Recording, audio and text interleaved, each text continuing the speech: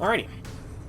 Hello, people of the internet. It is I, Silverack Dragon here, back with more FSN Night Remaster, where today, Heaven's Feel is gonna be getting a little bit darker.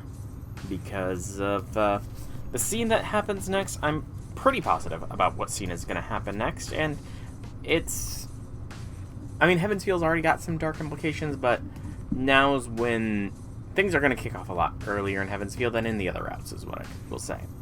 But please, if you are watching this on the YouTube, for me, like this video, comment if you have anything to say, subscribe to my channel because it helps out with the algorithm, and if you check the description down below, there are links to the Twitch and the Discord where you can follow or join, and you can find out when I go live. But without further ado, we are going to load at the interlude at the end of day 5. Interlude Malak al-Mat. Load the file and resume.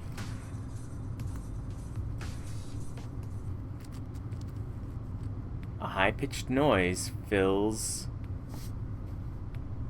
the air. A white blade clatters to the ground, scattering motes of light all around as it reflects the brilliant moonlight. Sticky blood coats his lips. A man falls to his knees on the stone steps, bidding farewell to his long sword as it sinks into the darkness. Hey Janice, welcome to the stream. Helping things. He will never pick up that sword again, not until France. His coat is stained in blood, his newly dyed threads making it resemble a gallant crimson flower. To think that I'd meet my end at the hands of some detestable fiend. The man's lips seem like white bone in contrast to the fresh blood spilling from his belly. The vital tremble of life has already left his throat. Sasaki Kojiro's innards are already functioning as something else. The mountain gate is quiet.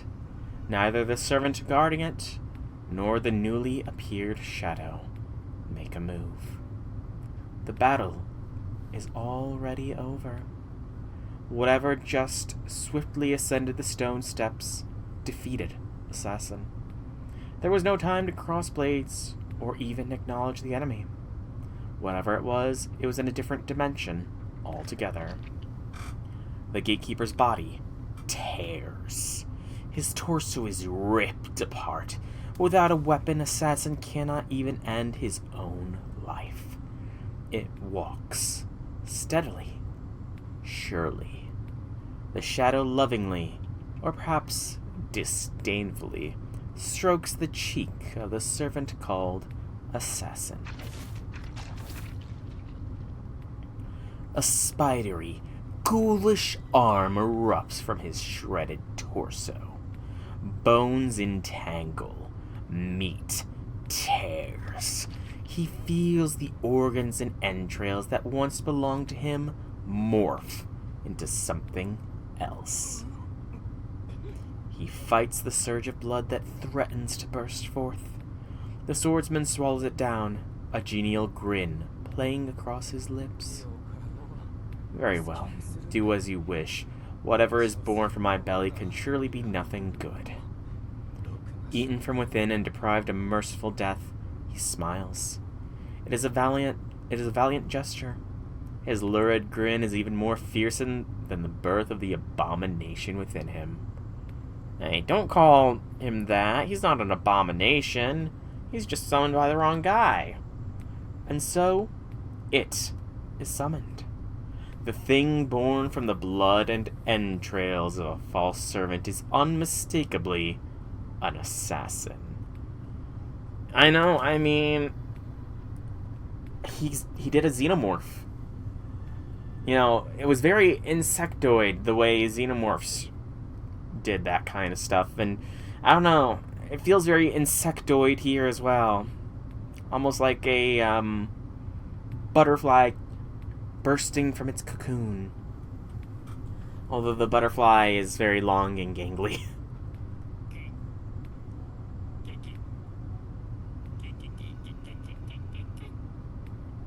Its birthing cries resemble the chitter of insects. Hey, I was just comparing things to insects, you know? What a coincidence.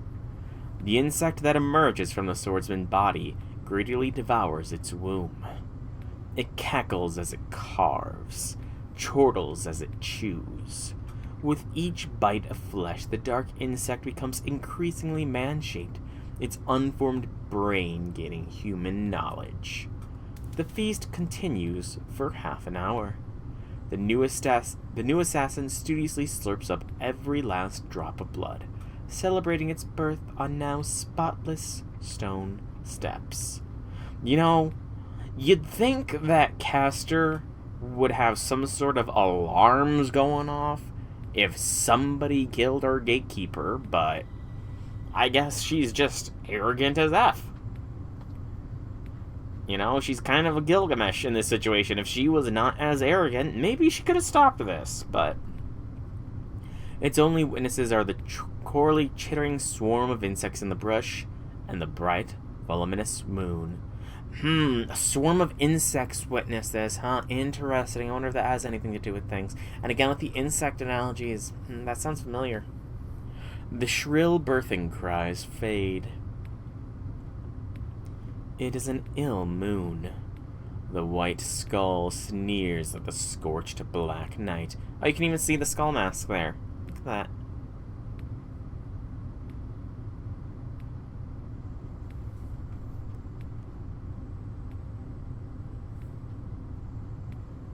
Oh, that interlude was far shorter than I thought it would be. I thought that interlude was going to be a long one. I walk up the stone steps. Saber is already armed. That's because I thought this was going to be a part of the interlude. Both of us are tense, expecting an enemy to attack at any moment. The stairway up to the mountain gate is long, and the breeze is pleasantly warm, despite us being in the hills. According to Saber, this mountain has a barrier that repels servants. If they attempt to approach Ryoto Temple by any other means besides the gate, the barrier hurts them and reduces their magical energy. Therefore, the only way into Ryoto Temple is up these stairs. I was sure they'd try to ambush us. You don't sense any servants, Saber? No. I'm the only servant on these steps. Suddenly, Saber halts and looks down. What happened? It must have been my imagination. I thought I saw something that resembles a katana, but there's nothing like that here. Aww. Man, in this route, Saber does not get a noble fight against Kojiro. That saddens me. The gate is unprotected. Let us go inside. Saber ascends the stone steps quickly. After a moment's confusion, I run after her. Inside, it's silent. The wind is strong. The shadows deep. It's terribly dark, even though the moon is out. I look up. The moon's out, all right. It glows brightly, illuminating the unlit temple grounds. I'd say she gets one in Fate, you know. I would argue she gets a 1v1 in Fate that is pretty honorable at the end there. You know, Shiro isn't by her side at the end of Fate. Shiro's got his own 1v1 at the end of the Fate route, and Saber has hers. And Reen's not even there either. Despite that, the area is engulfed in shadow. Yes, something's wrong. The lack of response to our entry is inconceivable, and it's too quiet. Let's look around inside. A family of almost 50 runs Ryoto Temple. I kind of doubt it's a family of 50. That feels like a little bit much. You know, unless... No, I mean, just thinking about it, my own family is pretty big and we don't even number 50. Like, I've got... On my mom's side of the family, I have like 7 aunts and uncles. And even with their kids and their kids' spouses, it would take like their kids' spouses and their kids as well. So it'd take like 3 generations of big family to be 50 people. There's no way it would be this quiet. I mean, maybe, but still, a family of 50 is kind of much. I wonder if that's a mistranslation. I entered the temple with Saber. There's nobody around. After making sure the grounds are unoccupied, Saber and I head deeper into the buildings. Oh, that was like the alien priestess! I now know why they just have the foreign god priestess just randomly pop in and out. It originated in Heaven's Feel. Mind blown. And again, the protagonist doesn't see them. Everybody's inside is asleep. They show no signs of waking. They don't react even when I touch them or pick them up. Every single one of the 50 or so monks is in a coma. All of them lie in a pleasant, dreamlike sleep, breathing steadily. Of course, one of my classmates is among them. Issei Ryudo is asleep. I've only seen him so relaxed on a handful of occasions in the privacy of the student council office. We move quickly through the wood-floored hallways.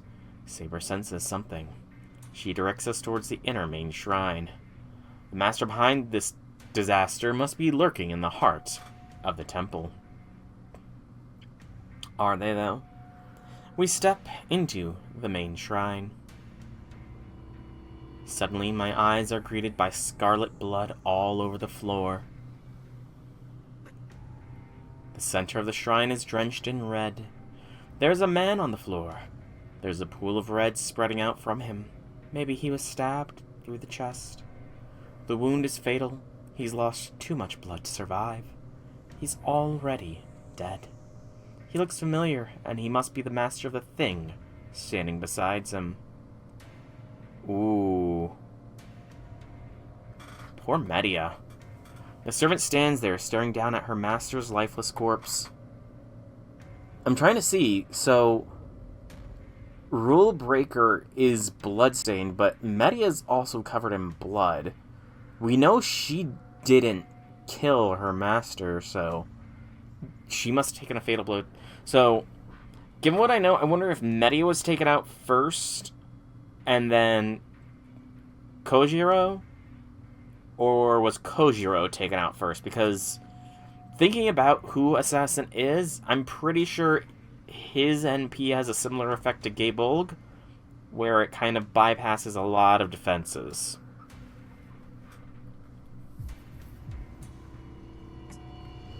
I'm assailed by a headache and an alarming unease.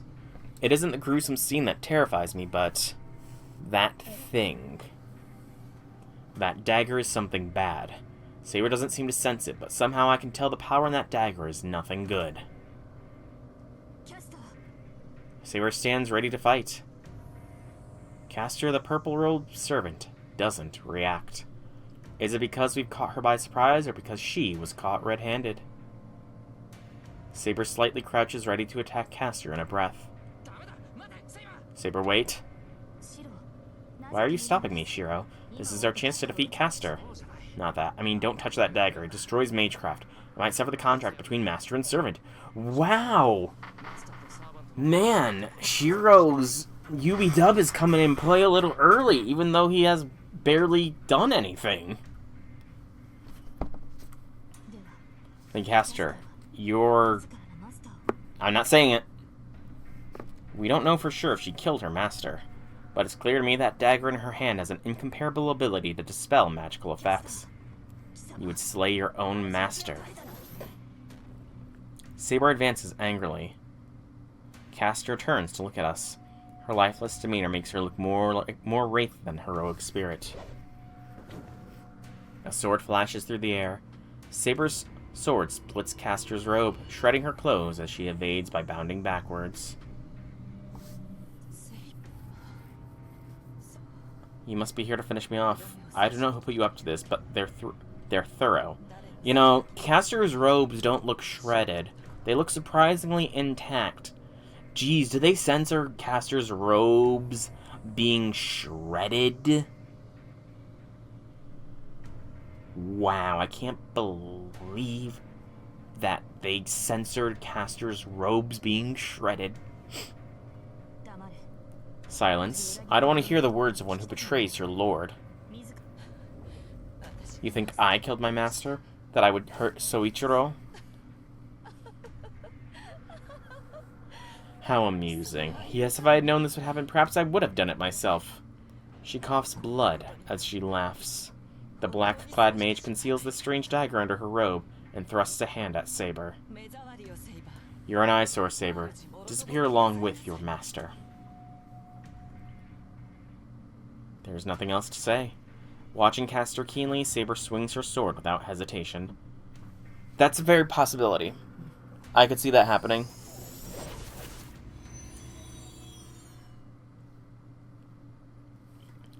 Castor fades away.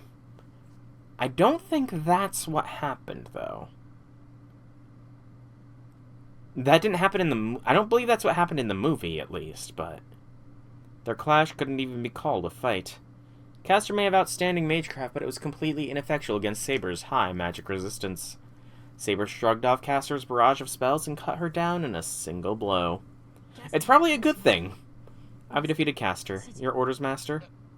Right. Well, there's nothing else to do here. I could call the hospital, or... Actually, I should let Kotomene take care of the rest. He should be able to help all the unconscious people. But there's no saving the dead man in front of us.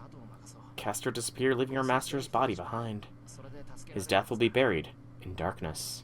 Tonight, he too took his last breath, and one day he will disappear from people's memories. His final fate, unknown. I know, there are 4 more masters. I can't afford to freeze up here. That's wise of you to say. I understand how you feel, but please try not to become sentimental. For sure, but, I mean, that's fine. There's gonna always be some differences. Saber turns her back on the shrine. I'll at least burn the sight of the fallen corpse into my memory before I follow her. Wait, what was that? Why did you stop? For a second it felt like we were being watched. Didn't you feel it, Saber? I didn't sense anything. We've already checked the surroundings for other people. Are you sure you didn't just imagine it? Maybe. I bet you're right, Saber. Yeah, it was probably nothing. Then let us hurry. Now that Castor's fallen, her victims will begin to wake up. We should leave before we're sighted. She's right. It leaves a bad taste in my mouth, but this should put an end to the comas happening all over the city. I can chalk that up as a win, at least. Alright, let's leave the mountain and let Kotomene know. Then we'll go home and rest. Saber nods in satisfaction and leaves the shrine. I ignore the nagging tingling behind me and follow Saber. All that remains in the shrine is the quiet and the body of the former master.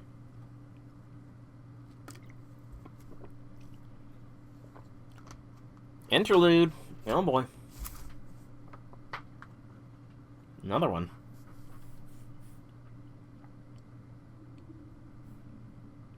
The lead actor exits the stage, leaving only a wordless corpse. And something consumes it. It leaves no body. The wooden floor becomes a bottomless swamp, its crimson mass spreading out to consume the man's unmoving body. It takes not only the man, but the thing he used to command. The soul modeled after the servant Castor falls to the black shadow. That is not how things should be. When a servant loses and disappears, it goes back to the Holy Grail. Something which violates this rule is subject to inevitable decay, no matter how powerful it is. It cries without a sound. In anguish, it bubbles and churns until it finally devours the first person. Not enough. It shuffles forward like waves lapping on the shore.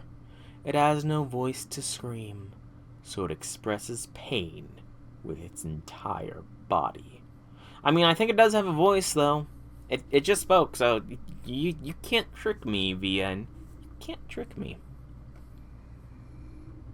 Not enough.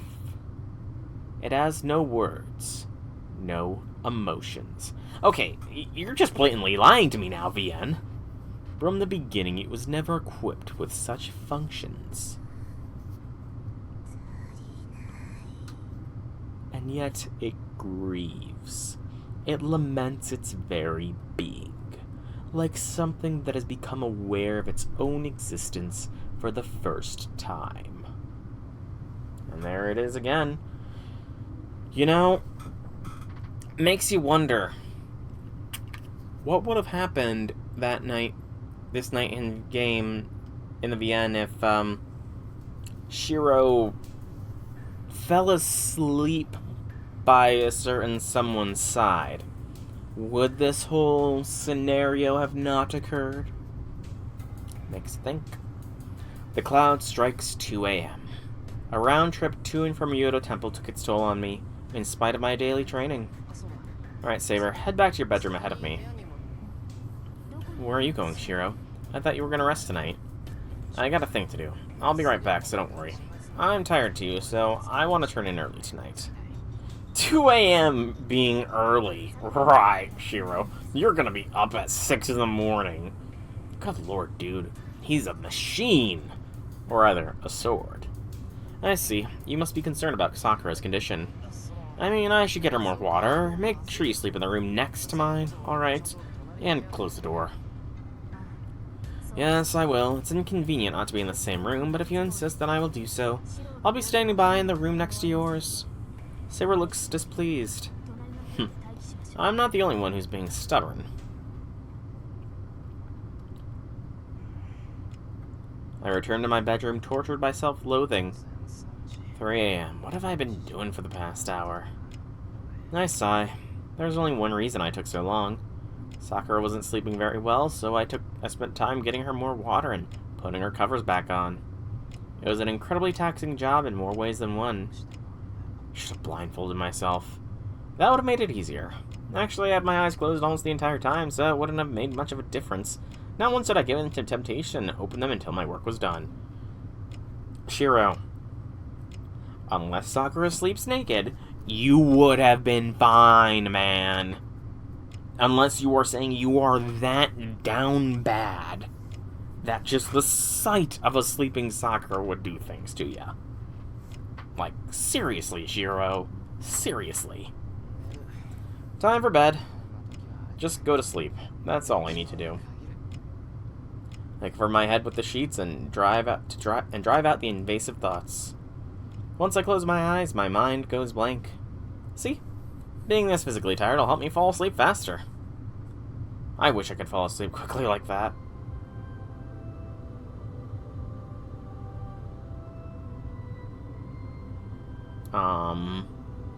It's red.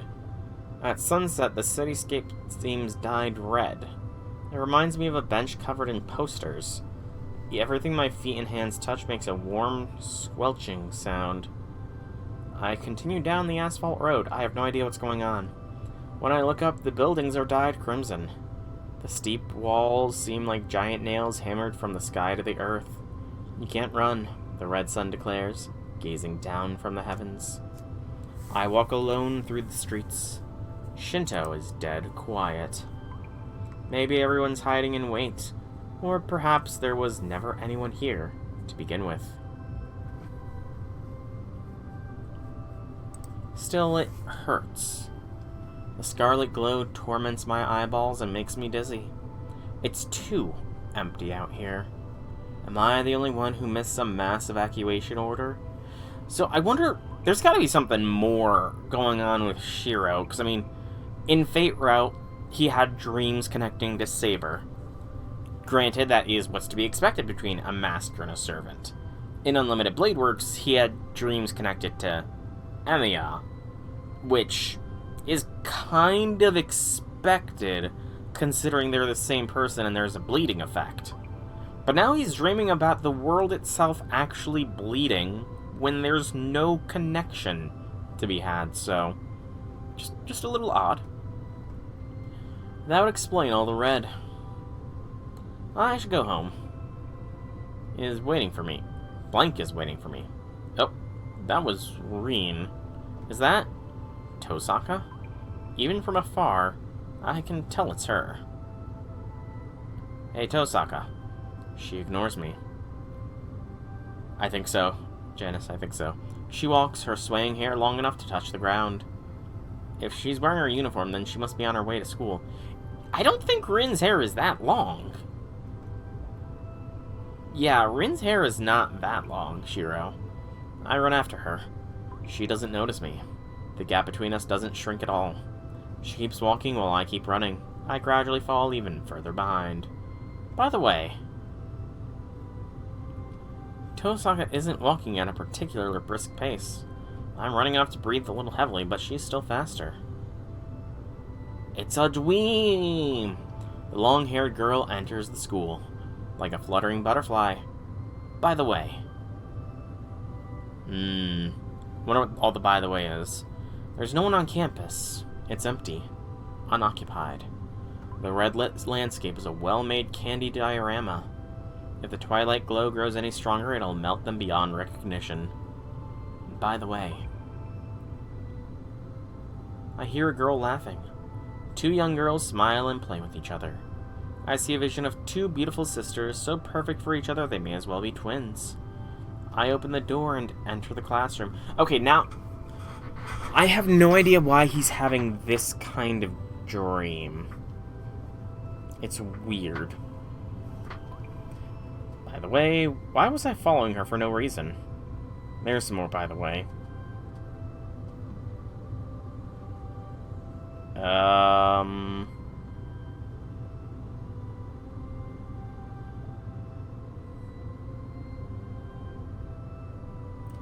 It doesn't surprise me, nor do I feel any guilt.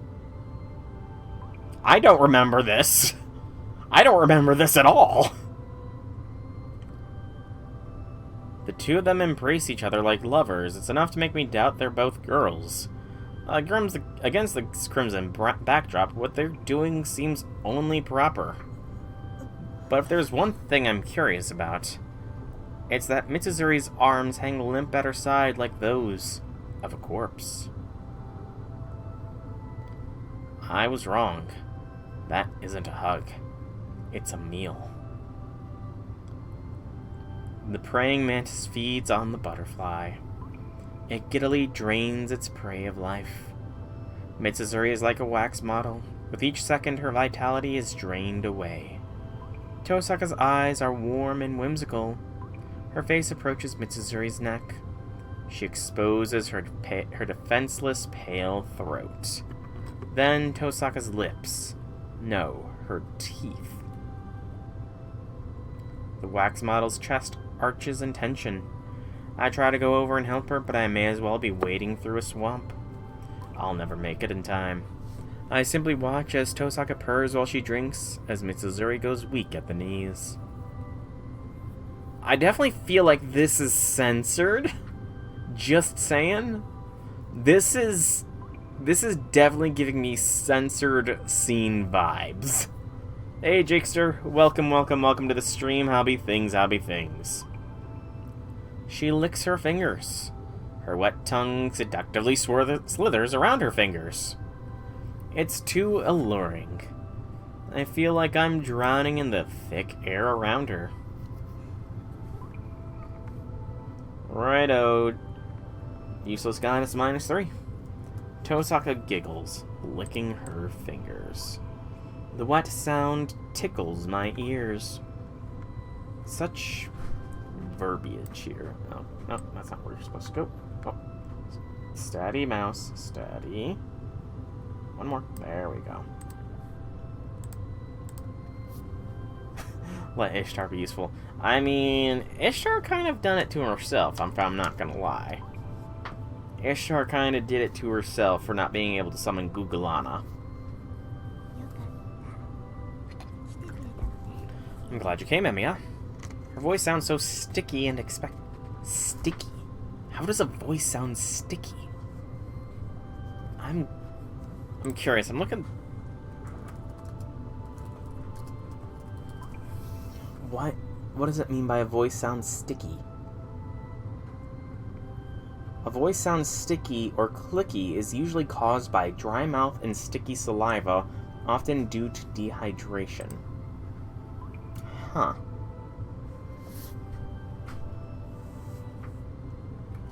I mean, Ishtar has her useful moments, but it's more of a meme, though, Janice. Like, it's a meme. I'm so dizzy, it's like I'm inside a kaleidoscope. Kaleidoscope? Oh man, he has the 5-star CE. Do you think he's got a max limit broken? My mind is paralyzed, to say nothing of my limbs. Though I should mention, I've long since lost control over my body. What's wrong? Are you afraid of me, Emiya? I can't even move my head to respond. Her smile is irresistibly bewitching, yet so terrifying I feel like I'll be caught and killed. I'm a winged insect caught in a spider's web. I can neither fight nor flee. Ayaka was delicious. So she was eating after all. I kind of feel bad that I've had like 12 or 11 of them then. But why Mitsuzuri? I just couldn't take this hunger while I was waiting for you. Delight seeps into her giggles. Her hands reach out. For some reason, I imagine her slender, supple arms coiling around my body like a snake. Her sweet scent envelops me and dominates my lungs. You're next. Her limbs wrap around me. Her soft feminine body drowns out the blaring alarm in my head. I feel like I'm crumbling in her embrace. She brings her face close enough for our lips to touch. Her wet eyes invite me in. Her breath is so thick, I'm going to suffocate in it. Now I'm going to eat you, Emiya. Her lips touch me, nipping the side of my neck. But they're warm and damp. My mind melts like candy under their tender touch. Sharp fangs pierce my skin. She's biting me. Her teeth sink into my neck, just like with Mitsuzuri. There's no pain.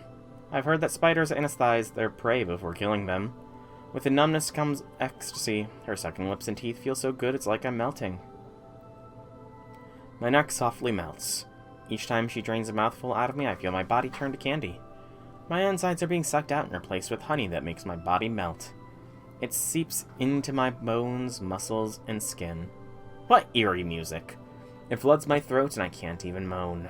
It flows down from my neck, the unbelievable sensation beguiling me. Her shoulders tremble in ecstasy as she drinks from my neck. She looks pleased by the meal of red blood. My consciousness is coated in a messy, overlapping carpet of vertigo. Before I know it, I've stopped breathing and my blood is being drained before it can even reach my brain. In return, her sweet, strong liquid invades my body. Delicious. Yeah, I definitely feel like this is a censored scene. While she nibbles at me, I hear a voice that doesn't belong. The voice numbs my melting brain. You're so hot, Emiya, she whispers, drinking me dry. A pump empties me out from the inside. In return, pleasure saturates my body, melting and turning it limp. Your fresh, youthful blood is so tasty and full of life.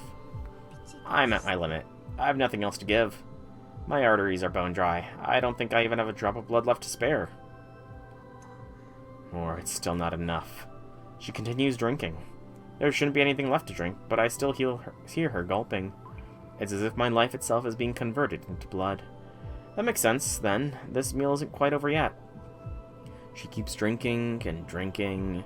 In the crimson-lit classroom, she drains me without end. My body melts beyond recognition, fading to oblivion as she sucks it all up. Those aren't her eyes. You're wonderful, Emiya. I'll take all of you. Owen's voice reverberates in my mind. I wither away, desiccated, while she whispers. So, when did Medusa get that? Is there any mythological connection between Medusa and entering people's dreams? Because otherwise that feels like an ass pool of a power. Not gonna lie. Feels like a bit of an ass pool of a power. It's hot. How'd this happen? I tucked myself in, closed my eyes, and said goodnight, but next thing I knew, everything was red. It's hot. Mom woke me up before the noise did. It was so bright, even though it was still nighttime.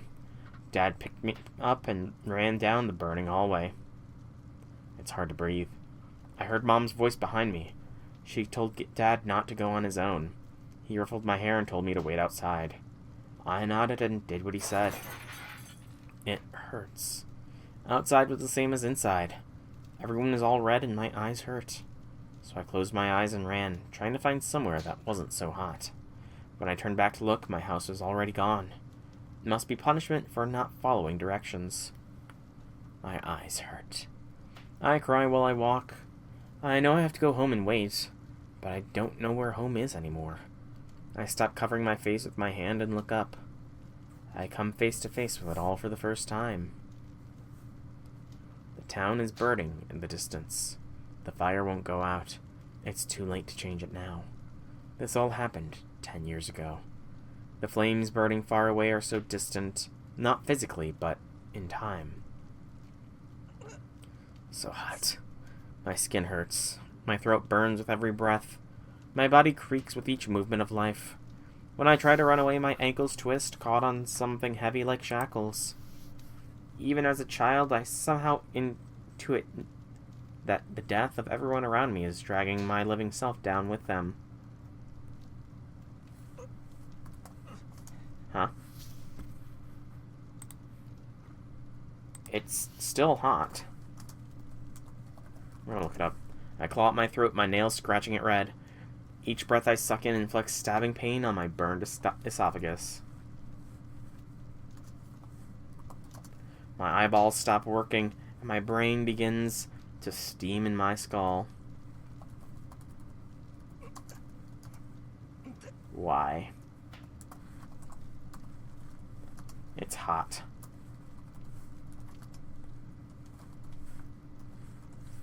It's hot, hot, hot, hot, hot, hot, hot, hot. We now know where Anastasia gets her line. She was just quoting Shiro Emiya. Wow. So many connections. You know? There's so many connections with FGO. It's wild.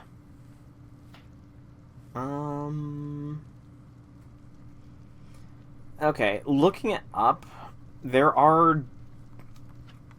is a lot of dreams of Gorgons in myth. So, Gorgon is a dream figure, from what I can see, but that's kind of all I can really find from a quick search. Oh, that was an ominous image. I remember. This is hot. Awfully hot. But it's cold. Terribly cold. Past the boiling point and back to freezing temperature. My burning blood is already hardened and stopped. Everything I see is backwards.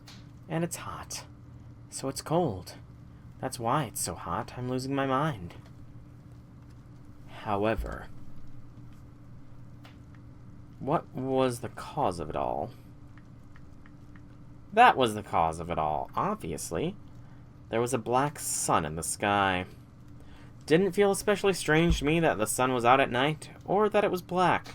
So Shiro Emiya's stupidity started from childhood then. Got it. After all, everything was crazy. I felt normal next to everything that was going on. And yet, I ran away. I was so scared. The fire around me wasn't scary. Compare that to the black shadow. Getting burned to death felt human, natural. So I ran. I knew that if it caught me, it would take me someplace even scarier.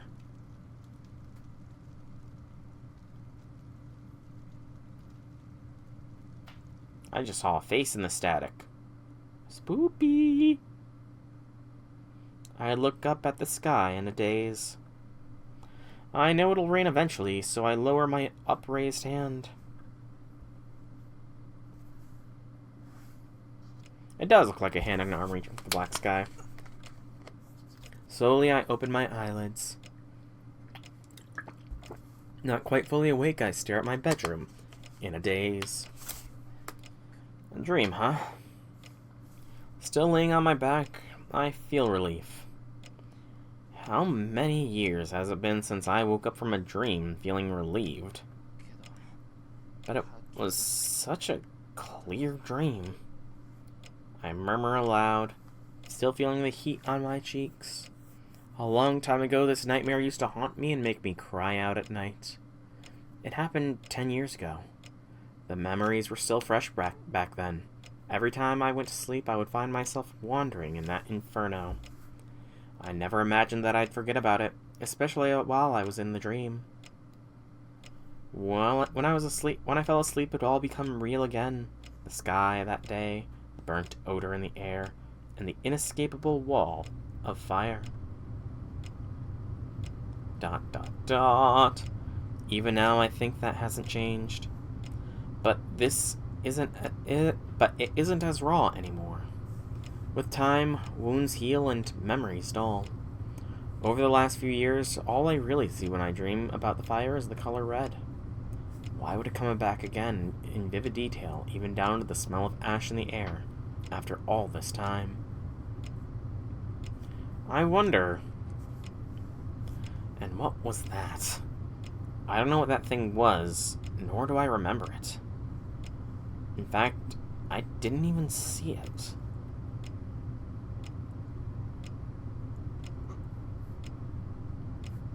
I want to throw up. Just thinking about it makes me feel dizzy. A circuit breaker flips in my body and tells me to not think about it any further. I should get up, wash my face. I'm drenched, covered in sweat because of the nightmare. I don't want my sheets to soak it up and get all gross, plus my brain is in a fog. Wait, what? My arms feel sluggish. In fact, I can't put any strength into them, and I can't even get up. What the hell? Damn it, even talking is a challenge. I slowly bring my hand to my face and realize it's pretty warm. Did I catch a cold too? That's a surprise. This is the first time I've ever caught a cold. I've lost count of the number of times I've been battered and bruised, but I've never gotten a common cold before. Well, maybe that's why I had that dream. I'm burning up, so I was burning up in my dreams too. Yeah, that makes sense. I can't think straight, so it's little wonder that I have a dream or two. Oh, he remembers the rain dream. Ah. Whoa, wait. What am I lying around for? Wait, ow. Why? I frantically sit up. Then I check under the covers. Oh, Shiro. This is hardly the time to be worrying about feeling sluggish or tired. If anything happened, then I need to run to the bathroom in the morning and destroy the evidence. My first priority is to purify myself, then exercise my right to silence. Oh, Shiro. Shiro. To be frank, Shiro's stock in the Emiya household is in free fall. It wasn't that bad. Thank God. My entire body is drenched in sweat, but there isn't really anything else off about it. No, it's not that bad, he said, so he's good. But still, Shiro, man. Come on, man. That was a dream, right? Yeah, it was... Shiro, how often do you have dreams of your crush literally draining you of your blood? Like... Are we saying... Can we officially call Shiro Emiya a masochist with this? Or no? Just wondering here. Is he officially entering the masochistic territory? There's no way I went to school while I was asleep, and I've never done anything that crazy with Tosaka. My subconscious went there all on its own. So, bloodletting dream would definitely be an odd consideration, but the fact that that scene was probably censored by every metric that I can imagine, I think that makes this whole reaction he's having make a little more sense. And you are speaking the truth, Janice. You are speaking the truth. I'm more just memeing on him than anything. Just memeing. After all, I'm still in the clothes I was wearing when I went to bed, and Saber's been in the room next door the entire time. So that is the question, though. How did Medusa sneak into Shiro's room? Excuse me. Saber's not much of a guardian if she can't even realize that somebody who doesn't have presence concealment snuck into her master's room. For shame, Seba. For shame. Yeah, Saber would have noticed if I went outside. I sigh in palpable relief. At once, the tension drains from my body, and I dramatically fall back on the floor. I just heard a noise. Is something wrong? So you can hear him thumping on the ground, but you can't hear someone crouching over him and draining him of his blood. I hear Saber's voice behind the sliding door. See? Even that was enough to get her attention, so it had to be a dream. Yup, it was absolutely positively a dream. If it wasn't, then I don't know how I'll look her in the eye ever again. Shiro, if I have memories of back then, and I do, it'll give it like a week and you'll be able to look her in the eye again. You know, give it a week. Hey, good morning, Saber. What? What's the matter? It's not like you to greet someone while lying down. I just woke up in a state I didn't expect. Saber looks puzzled. Now, I'm thinking my lucky stars that it was only a dream, but I have to confront a different trial. I feel slow and I can't even stand up. How am I supposed to make breakfast? Well, you gotta live in Sakura, so...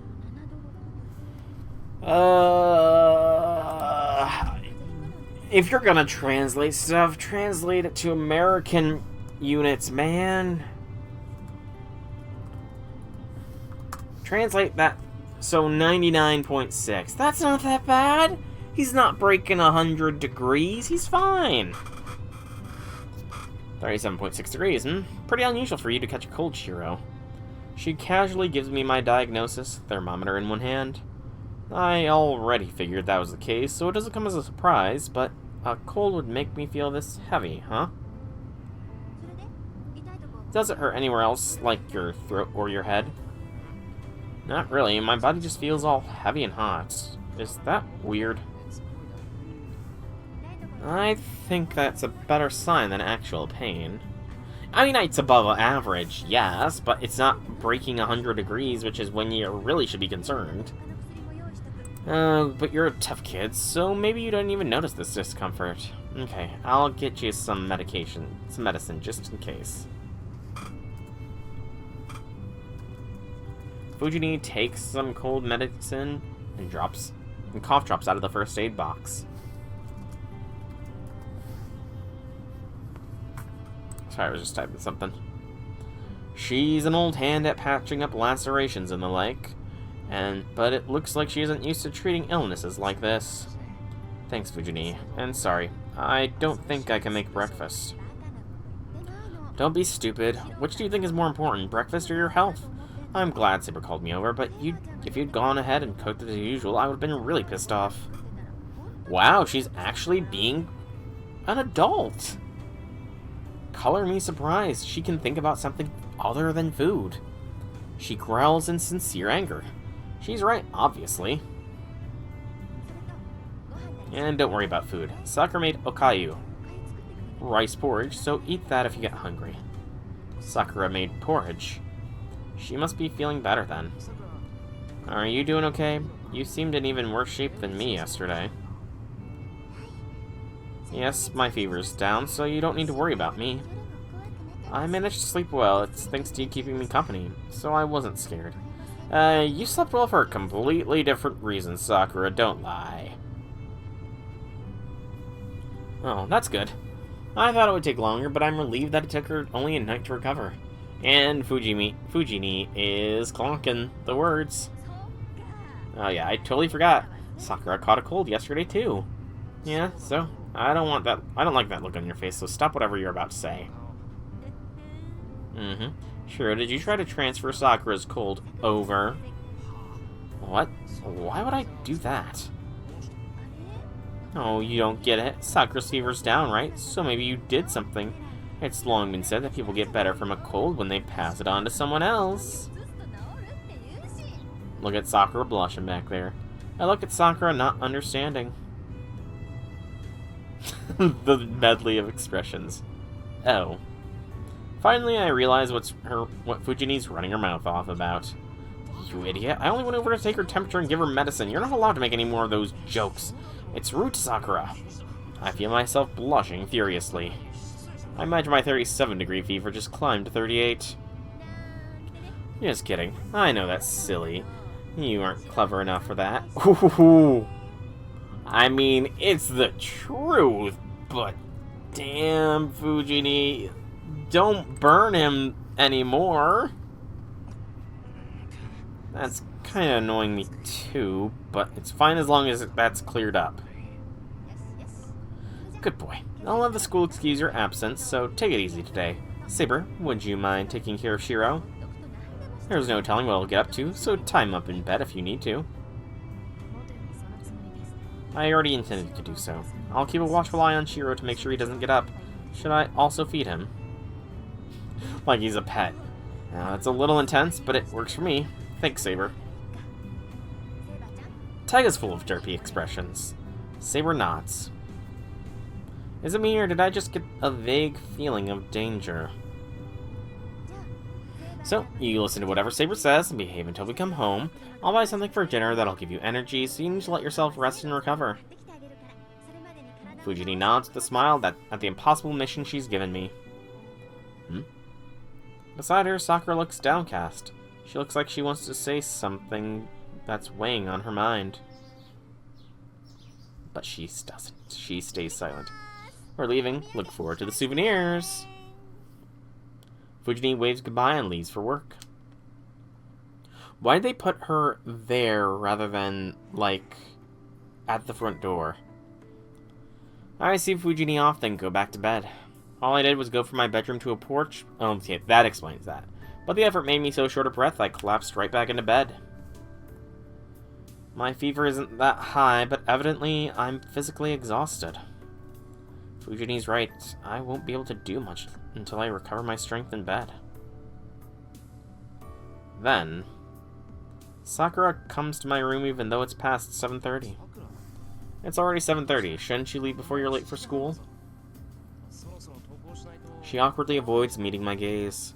Just as I notice she's making the same expression as earlier when she looked like she wanted to say something. Senpai, can I stay here? She looks up and asks me a question. She means staying home from school, right? Do you still have a fever?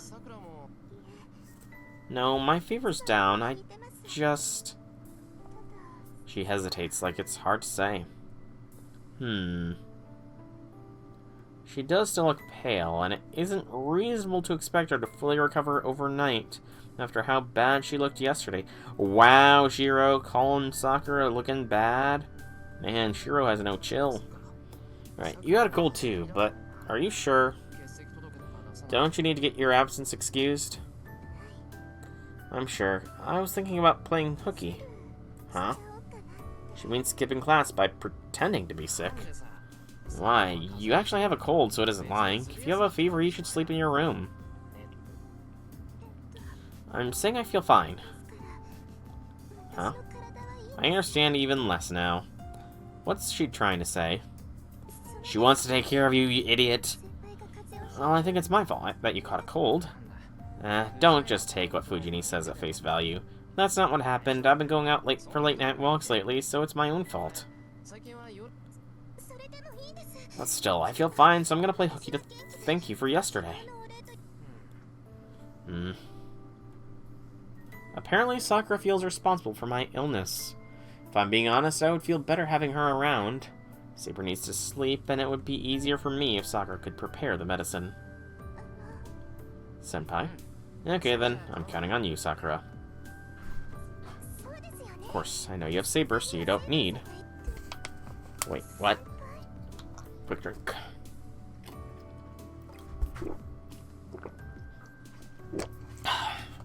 Drinking lots of water. I'm asking you to take care of me. You mean me, right? Yeah, Saber's still jet-lagged, so she sleeps during the day. I know it's pathetic of me to ask, but I'd appreciate if you could make lunch today. That's a... I don't think we've seen that expression yet. I do not believe we have. Okay, I'll do my best, senpai. And there's a genuine smile. Her expression transforms into a sunny smile, her earlier nervousness gone. Yeah, a smile looks better on her face. Time passes. It's now 10 a.m. You know, didn't Shiro promise to try and meet Ilya today? Same time, same place, or something like that? I feel like that was the case, wasn't it? I feel much better since eating Sakura's porridge. The sluggishness I felt this morning is gone. It doesn't impede my movement, and I think I could go to school if I wanted. However, I wonder if this wasn't a cold after all, but maybe the result of serious malnutrition. Just as I make to get out of bed... Excuse me. No, don't. You need to rest until your fever goes down, senpai. Sakura rushes over and pushes me down. Someone's being a little pushy. And she seems so enthusiastic, she made me breakfast, and I still feel pretty slow, so I decide to stay laying down. After feeding me okayu, she leaves, saying she has something else to do. Saber's resting in the living room.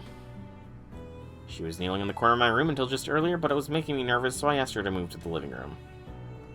Yeah, you know, 4 hours or less of sleep tends to not be that good for ya. You need to get more sleep. She protested, naturally, but I convinced her to take up a different guard post just for today. Lack of sleep is also a very real possibility, but we all know what it actually is. Pardon me, how are you feeling, senpai? A lot better, thanks to you. I still feel slow, but my fever's coming down. I'm glad to hear that. You don't need medicine anymore, then I'll make you something good to eat, so just take it easy. Sakura goes into the room next door and brings out a new futon. What are you doing, Sakura? Giving you a new futon. You were sweating all night, so I thought you'd need a change of bedding. She lays out the futon next to mine, patting it flat in a practiced motion. To my surprise, there isn't any dust at all. Here it is. Go ahead and change bed, senpai. Oh, but you should change clothes first. I'll hang your futon out to dry, so please change into these fresh pajamas. Jeez, she is playing hardball. It'd be nice to be this pampered. After the futon, Sakura brings out a clean stack of sleepwear. Such flawless nursing. This goes beyond mere experience or thoughtfulness. It's a genetic skill. It's gotta be baked into your DNA. No. No. It's yandere skills. I think. This is the skill of a trained yandere. What did you say, senpai? It's inappropriate. I know, but I'm glad you stayed home from school today. It's like I'm seeing a brand new side of you, to be honest. But of course, it's already been a year and a half, so I know everything about your house. Sakura proudly puffs out her chest. Her confidence and positivity feels infectious. Alright, then take care of the bed. I'll be a good patient and follow orders. You can count on me. I'll peel some apples for you once I hang up the futons, so look forward to it. Sakura goes down into the hallway, carrying the futon I've been sleeping in. She took everything with her. Hang on. Just typing something. That is a very good buff. I've been doing rank up quests with my AP while I've been reading. Impressed by her high spirits, I changed into the pajamas she bought me. Now then, I dry myself off with a towel and change into clean pajamas, and obediently get back to waiting for Sakura. I still have 36 rank ups to do overall. How long is all this taking, I wonder? I did Voyager's first and got his NP, and then, ironically enough, I just did Sasaki Kojiro's, Vitrify is the name of his skill that got buffed. Hey, Infinity Lord, welcome to the stream. Happy things. Sakura peels me an apple as she promised, and I enjoy snacking on it, and... Senpai, I told you not to push yourself. She scolds me even though I feel better now, so I lie back down. So Saber helped you? Yes, she said she was tired of doing nothing, so she saved me the trouble of cleaning the guest room. I'd like to see her wringing out some washcloths. So she pushed a washcloth up and down the hallway? Yes, we both worked hard. Saber said she learned a lot. Sakura smiles, looking slightly troubled. She might have gotten used to Saber, but she's still not but she still seems to be getting used to dealing with her. Anyway, good work, but don't work too hard. You're still recovering too. It's already a lot of effort just to take care of me, so you don't need to worry about cleaning too. That isn't true. I spent the morning here, and I'm going to feed you dinner too. It only makes sense that I'd clean while taking care of you. After all, I'm part of this family too. She mumbles under her breath, not wanting to sound rude by wishing it was true. That's right. You, Fujini, and me, we're like a family. Senpai? Sorry for keeping you at a distance. If you're family, then it's only normal for us to take care of one another. I know I'd look after you too if you collapsed, no matter how awkward it makes you feel. So I'm the one being silly for trying not to impose. I apologize. The conversation stops. After a moment's surprise during which she held her breath. Yes, I'm glad you know that. I think you're a little overprotective of people sometimes. She smiles happily and straightens out my sheets for me. Uh-oh. The stream did not just die, did it? Is it just my laptop that might have died, or did the stream just die?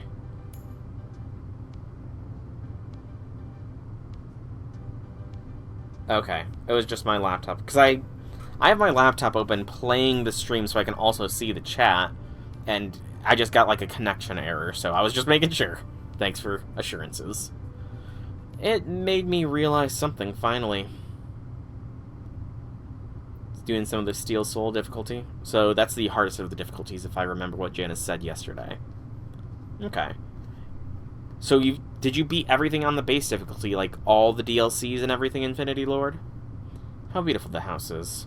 The reason we've been tending to the unused rooms without even really thinking about it. How lively and lived in it feels, just like when my old man was still around. My underclassman at school, my friend's little sister. That's what Sakura was to me when we first met, but she's been protecting this home even more than I have. I thought that the DLCs were all free for Hollow Knight. Am I wrong on that? I could have swore all the DLCs were free.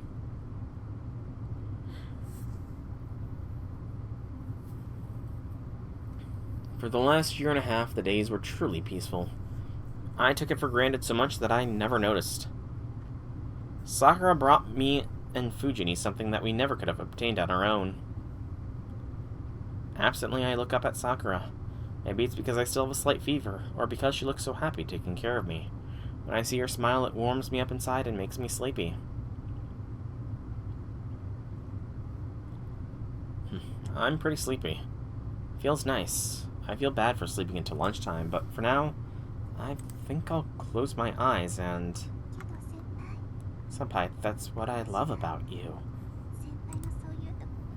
Huh? I think she just said something that would send my heart aflutter. Sakura. Senpai, you were awake? She backs away from me in a panic. If she reacts like that, it only makes me blush. In fact, I'm worried I'm gonna spike another fever. Sakura? I didn't say anything. Nothing at all. I was just watching your face because of your fever. Yeah, I was about to take your temperature. She hastily takes out the thermometer and looms over me. Senpai, this is the thermometer. I'm gonna take your temperature, so open your mouth. The thermometer inches threateningly toward me. Its holder losing her composure.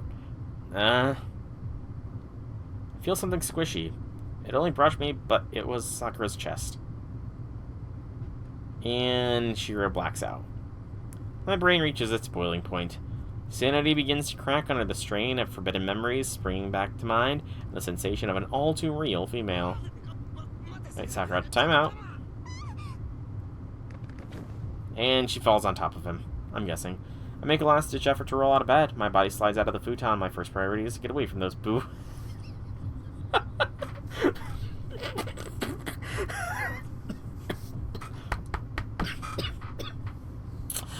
Oh, Shiro. Dude, why would you? Come on, Shiro. Don't be that tense, my man. Come on, man. I want to check your fever. I'm fine, I can do it myself, so stop right there. If you say so, here's the thermometer. No. Alright, now just give me a minute to calm down. If you get any closer, it'll remind me of last night's dream and I'll die. Oh, Shiro. Oh, no, Shiro. Don't say that stuff. Oh, Shiro. This, more than anything, like, proves he has no intelligence. There is no brain in his head. I make a stop sign gesture, my face beat red. But last night's dream. I must be acting really weird because Sakura suddenly gives me a dubious look. I had a bad nightmare. Try not to think about it, so I need you to stay over there. Just saying, but you didn't do anything wrong. I'm the one who lacks training. Uh-huh. Training, you say? She watches me vacantly. Anyone would after hearing something like that. What kind of dream was it? Like hell I can answer that. It was no big deal, just a bad dream. Her eyes become concerned. I can't lie to her, but I also can't tell her the truth, so I... Oh. Oh. Ah. Huh. Huh.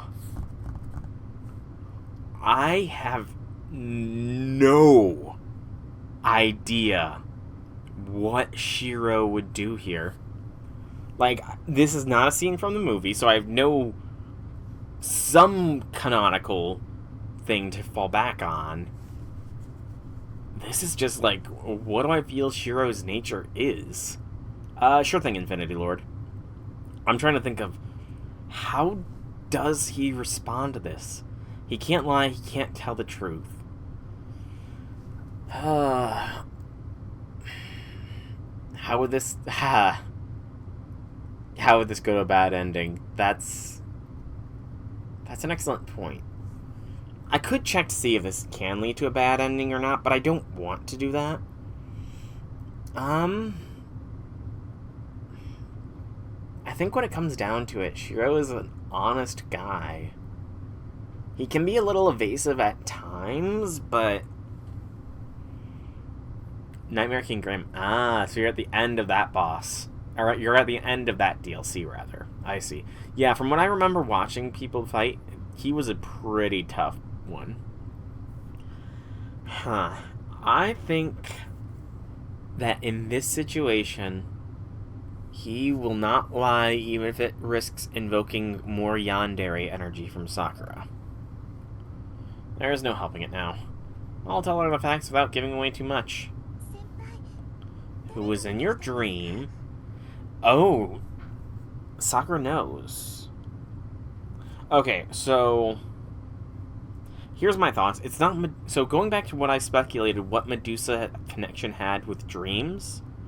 Sakura must have sent her into dreams instead. Considering what Sakura's element is, maybe some correlation between it and dreams can be found, and that's why she was able to send Medusa into dreams to feed rather than actually out there like Shinji did. So, the only one that was there was Tosaka. She immediately lures me into spilling the beans. I see. Tosaka-senpai did come over before, didn't she? Uh-oh, yandere mode. Yeah, she just gave me some first aid and left right after. I understand. I'll leave the thermometer here then. Yeah. So... Did I just bring a bad end about where Rin is about to get got next?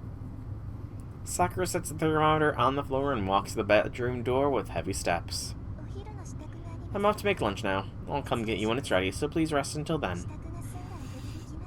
She shuts the door with a soft thud. I mean, she's going to make lunch, you know.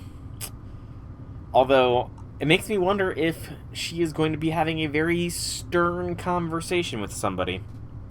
The sound of her departing footsteps feels colder than usual. I could see her having a strong conversation with somebody. Thank you for the meal. Thanks for the meal. We mutually thank our cook. I'm glad you both enjoyed it. You really ate everything down to the last speck. Sakura starts cleaning up. On the dining table are a clay pot, 3 bowls, and garnishes you need for udon. Excuse me. Now let me clean up. My fever's better, so it's the least I can do. Really? Then I'll ask you to help a little bit to see how much you've recovered. I can wash the dishes, so please bring the dirty dishes over and clean up around the table. Sakura puts on her apron and moves to the kitchen. I'll bring the clay pot and bowls over then. Are you feeling alright? You said your fever's improved, but you still don't look well. Am I still pale? Not quite pale, but unwell. Your magical energy, which could be said to be your lifeline as a master, as a mage, is still lacking. I don't recall the battle last night placing an undue burden on you, but the enemy might have placed some contrivance to drain your energy in the temple grounds. Huh. Now that she mentions it, Ryoto Temple did feel off somehow. Is it not Radiance, Nightmare King Grimm, and the Hollow Knight? I'm feeling better now, so it's no problem. My magical energy will come back if I get nutrition. My energy capacity isn't too much to sneeze at anyway, so I'm sure I'll fill back up once I eat dinner. I don't know anymore beyond those 3 that I listed. If they are 3 that have them. You know yourself best, so I won't press the issue if you say so. Sakura is right, though. You do take your own condition too lightly. Saber stacks the 3 bowls while saying that. I just need to give these to Sakura, yes? I'll also carry the pot, so please clean the table, Shiro. She heads to the kitchen without waiting for my reply. Should I put the bowls here? Oh, Saber, yes, you can set the dirty dishes down there.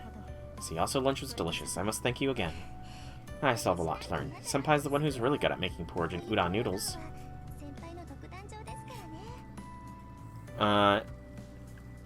Networking Ring, the Hollow Knight, Pure Vessel. Oh. Oh, Radiance and I forgot Absolute Radiance. I forgot that there's 2 variants of Radiance. I hear a cheerful conversation from the kitchen. Those 2 get along pretty well after all. Maybe they'll hit it off once. Maybe they hit it off once they were cleaning up after breakfast. Oh, they will be tight. Don't worry, Shiro. I have a feeling Saber and Sakura will get along swimmingly eventually. Anyway, it's good to see them get along. Guess I'll make some afternoon tea then. I place a small teapot and tea leaves on the table. It's almost 1 o'clock. Perfect time for an after-lunch break, Ah, yes, okay. So I was right. He did promise Ilya that he would meet her today. So, Shiro Emiya keeps his promises. So Shiro Emiya is gonna go out to see Ilya. Well, come to think of it, I forgot after all the confusion this morning, but I have a promise to keep to Ilya. Okay, it wasn't exactly a promise, but I'm the one who asked if I could see her again, so it would be really rude to not wait at the park for her. Saber and Sakura are getting along just fine doing dishes. How does the flowchart go with the revealing of Rin and Shiro's theme? I'm gonna wait until the end of this day before I look at the flowchart, just to see what it is, because I don't want to spoil things. Obviously, it does not lead to a bad end, but I'm gonna wait until the end of this day in game. Hopefully, I finish it before another 2 hours pass, though. If I tell them I'm stepping out, they'll either stop me or try to come with me. It's better if I go meet Ilya alone. I'm sorry to Saber and Sakura, but I'll just leave a note and sneak out. Shiro. Naughty, naughty. Somehow I left without them noticing. I did leave a note saying, picking up food for dinner, back in an hour, so they shouldn't be too surprised. No surprise Kiri lectures, no! Kiri, no! I've had enough of your lectures, man! Had enough. Had enough.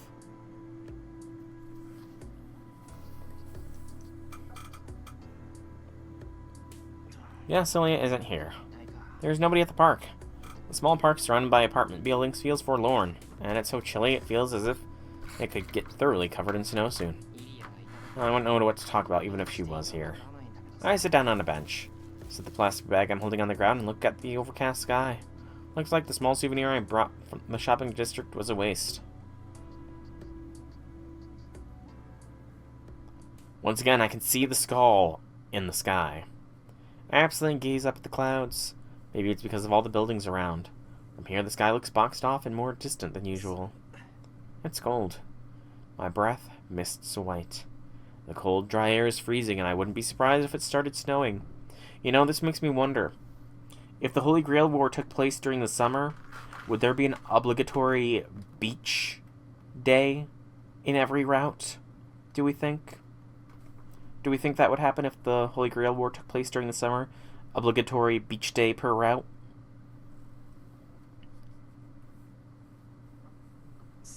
Guess I'll go home then. I pick up the plastic bag and stand up from the bench. It's after 2 p.m. If I don't get back soon, they'll know I was lying. Uh-oh. My legs freeze. I can't move them. No matter how hard I try, they just stay in place. Oh. The world distorts. No, that's not what's happening. My vision is broken. My eyeballs sink into my skull and I lose any sense of distance from my surroundings. I finally realize that I'm in the worst possible situation. Yeah, it's like blending multiple backgrounds onto one another. One of them is inverted, at least. Really is kind of weird. Feels like my insides have turned to stone. Interesting. My nerves are severed and my vision feels cut off from the world. It's like looking at the world through a camera. I've become a protagonist of a video game, controlled by a joystick, and it makes me feel sick. No, the joysticks on my PlayStation controller aren't doing anything, Shiro. I'm gonna be killed. Was it a mistake to go out on my own? Yes. Is this how I go out, unable to resist or not even knowing who did it? Dibble Ilya! Just kidding. Did I surprise you? You're so vulnerable, Shiro. I thought it'd be funny to tease you a little. Oh, that Ilya. That mischievous Ilya. So this little prankster's been toying with me. You're back. I guess you bounced back because I only touched you through your vision. Ow. She pops out from behind me. She smiles smugly as if she's been here the whole time at the park, watching me from behind. You got a lot to learn if you haven't learned to dispel curses using your own internal world. If you need outside intervention to return to yourself, then your prospects in this war are pretty grim. I think it does. I mean, doesn't sleep freeze your entire nervous system in a way? So wouldn't somebody putting you to sleep count as a prank? I don't know. I don't prank people that much. Plus, this is Ilya. Remember, she's the one that will literally have Shiro's consciousness trapped in a doll for her fun. To torture him, even. So, yeah. This is Ilya. Which, now that I know of that... You know, it just occurred to me that her putting Shiro in a doll for torture... I guess... she gets a taste of that, or at least a version of her gets a taste of that in Prilia, when she ends up inside of a doll and somewhat tortured. I guess what goes around comes around, in the end. She lectures me haughtily. Of course, the joke goes over my head. What was that for? Even from both masters, sneak attacks aren't fair. That wasn't a sneak attack. I've been right next to you for a while, but you've never noticed. And you even tried to go home. You brought this on yourself, Shiro. You were right next to me? Yeah, I was hiding, but you were still too careless. You couldn't detect me, and all I had to do was clash your magical energies to bind you in a curse. You're a master, so you need to pay more attention to what's going on around you. Ilya scolds me in exasperation. Is Ilya about to be Shiro's magecraft teacher in this route? It'd be an interesting difference from having Rin do it. Okay, I see. It makes her feel like a teacher, and I end up nodding obediently. I'm glad you understand. So why are you here today, Shiro? You're all empty inside, and you didn't bring Saber with you. Wouldn't it be safer to rest at home? Huh? I didn't come to the park to rest. Oh yeah, it was careless not to bring Saber. Right. You were acting so weird I couldn't leave you alone. Yesterday was the last day I was supposed to talk to you, but I'll make an exception. Huh? Ilya says something strange. After all, I'm only here because... So why were you sitting here? If I'd come as a master, you'd already be dead, you know. I came to see you, Ilya. Yesterday, you're the one who said we could see each other again. Huh? She's surprised. It's not like we promised to meet, so that's to be expected. Why? I said I was gonna kill you, Shiro. Why would you want to see me? That's your business, not mine. I want to talk to the Ilya who isn't a master, and... She had a chance to kill me and didn't. If she'd let the curse keep going, I probably would have died. But she didn't let that happen, so I don't want to fight her. Masters aren't supposed to fight in broad daylight anyway, so let's forget about that for now. I'm just here to see you, Ilya. Would you rather talk to me or kill me? I don't know. I want to do both. It's fun talking to you, but I'm not supposed to. I have to choose one. She mumbles, looking downcast. So is this the way to the Ilya route? You know, I would not be surprised if somebody has a mod that is the Ilya route. I kind of want to look it up at this point. Her expression is so sincere, it looks more like she's suffering rather than indecisive. Alright, you can pick either one. I won't tell you what to do. Yeah, I know. Since we're here anyway, let's talk. I brought you a gift, so we can fight next time. I take a paper bag of taiyaki out of a plastic bag. It's cool while I was waiting for her, but it's still faintly warm. Your present. Hope you'll let me off the hook today. I push the taiyaki into her hands. Ah. She hesitates, but still takes the taiyaki without saying anything. She gives me a small nod. I don't really remember what we talked about after that. Foods we dislike and like. She likes birds and dislikes cats. She likes snow but doesn't like the cold. She wants to play but she can't. She doesn't like the nagging maid who keeps an eye on her but could come to like her. Just silly stuff like that. So definitely disagree about the cats dislike. Cats rock. I too like the snow but don't like the cold. I wish it would snow in summer and still sick. You know, I heard of this I remember this concept from a TV show when I was younger, Phineas and Ferb, with Swinter, you know, snow during summer. It'd be perfect, you know, snow without the cold. Who doesn't want to play but has no time to play? Let's be honest there. I wish I had a maid. I mean, some of that's silly, some of it's just rich girl stuff, Shiro. You don't have to be blunt about it. She seems happy to just have someone to talk to. She stuffs her cheeks with barely warm taiyaki and kicks her feet while sitting on the bench. Brings to mind the image of a daughter waiting for her father to come home. So you didn't come here by yourself? Sela and Lesrit came with me. I don't need anyone to keep an eye on me, but I do need someone to keep my affairs in order. Alright, Janice. Ilya brought her 2 maids all the way to Japan. Excuse me. I understand that much, but is she having them stay at a hotel with her? Are you curious about where I live? Yeah, I am. You always show up out of nowhere. I wouldn't know where to find you if I needed to. If Ilya ever gets hurt or calls for help, I won't know where to find her. If she could at least tell me the address, I'd feel a little better about it, but... Okay, sure. You're special, Shiro. I'll tell you if you want to know. She agrees. She gets up from the bench and puts her hand on my forehead. Wait, Ilya. Just be quiet. If you resist too much, I'll send you into the wrong thing. Then it'll be a lot of trouble to bring you back. Okay. I reflectively nod at her stern tone.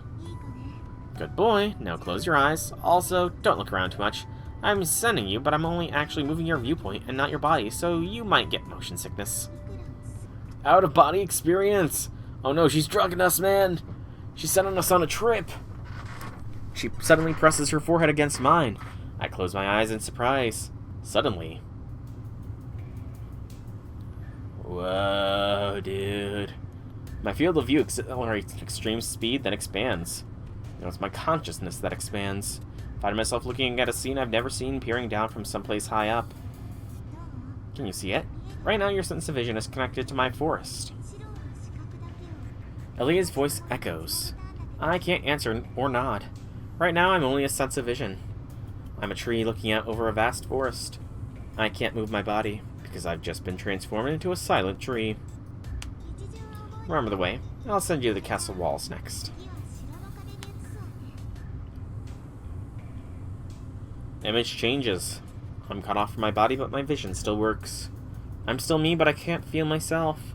After the tree comes a wall. I still feel my arms and legs, but I don't have any limbs to move. I feel like I have a body I can move, but I don't feel free to move. I haven't seen Lady Iliasil. Do you know where she might be? I have no idea. Ilia should be somewhere. Stop addressing our mistress that way. We serve Lady Iliasvale. Have you forgotten the duty that our lord charges us with? So you're Ilia's tutor. My job is to help Ilia put on the third dress. The heavens feel. Title drop! Correct. I'm glad you remember that, even with your poor memory. I haven't forgotten, because Ilia doesn't like wearing it. I don't really want to make her wear it. I'm well aware of that, but when the time comes, she must wear it. It is what we were created for. The mistress is determined to do her duty. What is it, Lizrate? Doesn't it make you tired? Not at all. I hear two maids with the same face and outfit talking. As soon as I realized they're caretakers Ilia mentioned, I finally returned to my body. Well done. How was it? That was just a bit of metamorphosis, magecraft. Oh. I put my hand over my mouth and fight down the nausea. Everything suddenly became more real when the images suddenly became my own again, and it makes me feel sick. What was that? Welcome back, Janus. I transferred your consciousness. I sent your sense of vision into something else. Your eyeballs are connected to your brain by nerves, right? I connected your brain to something else instead of your eyeballs. For a few moments, your visual information didn't come from your eyeballs, but from the trees in my forest. So I didn't turn into a tree, but I was receiving the transmission of what the tree saw, making me think that I was the tree. Oh, you're sharper than you look. No, he really isn't. Yeah, that's what happened. It's a form of magecraft that treats humans like hardware and transposes their input source. It's a big deal to turn someone directly into a tree, but magecraft is still capable of connecting someone's consciousness to a tree. This magecraft is used for scrying and position, too. Excuse me. I think I get it, but that's crazy. When I was seeing from the tree's point of view, I couldn't do anything. Can't you use this transference to attack someone and render them helpless?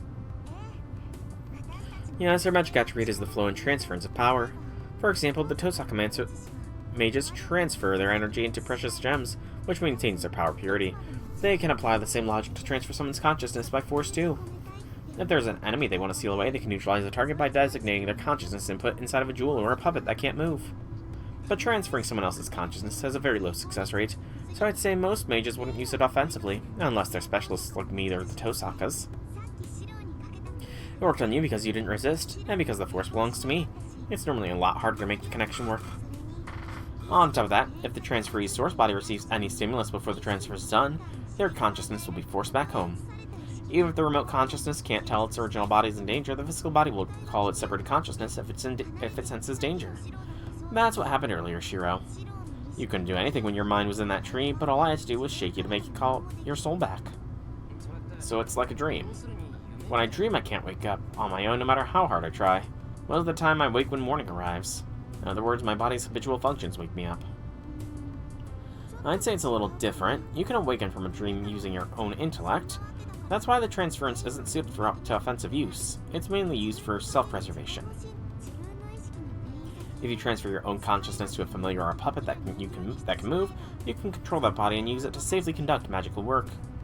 So you're saying that even if an enemy defeats your remotely controlled robot familiar, your consciousness will just return to your real body?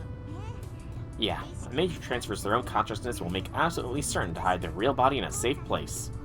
In that case, they also need to be careful if the target familiar has a soul of its own.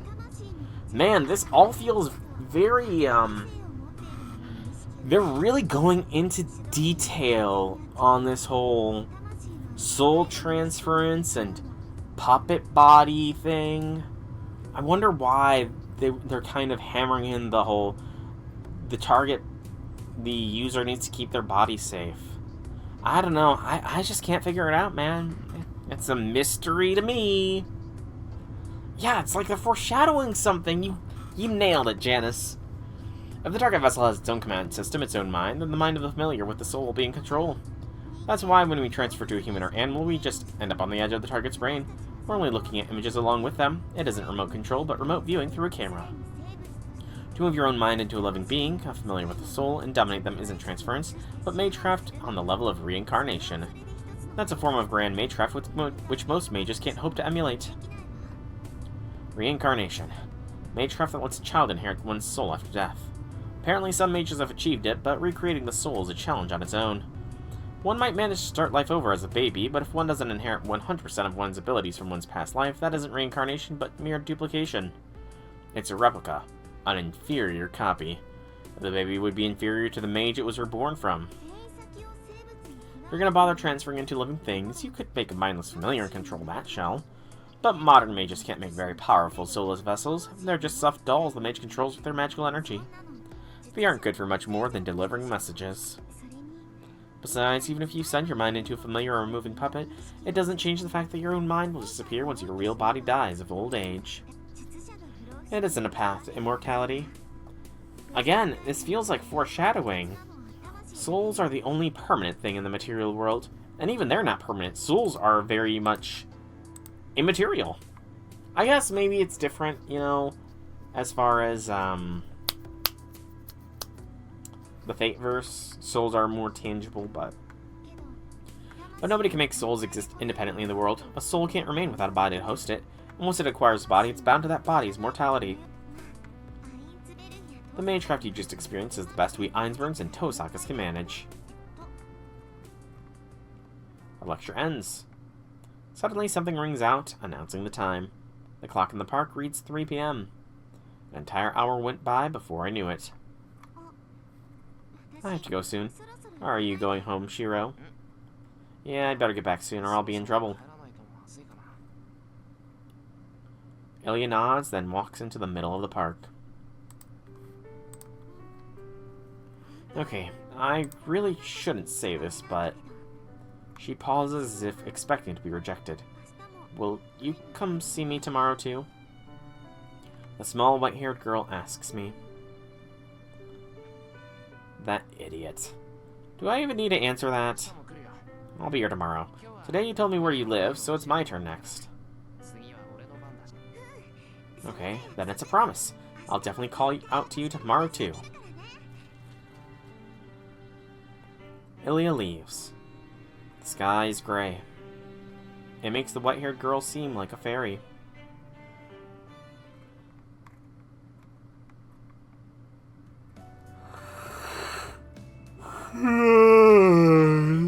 Burn the yawn. I'm home. Uh-oh. Where have you been, Shiro? Where have you been, senpai? Oh.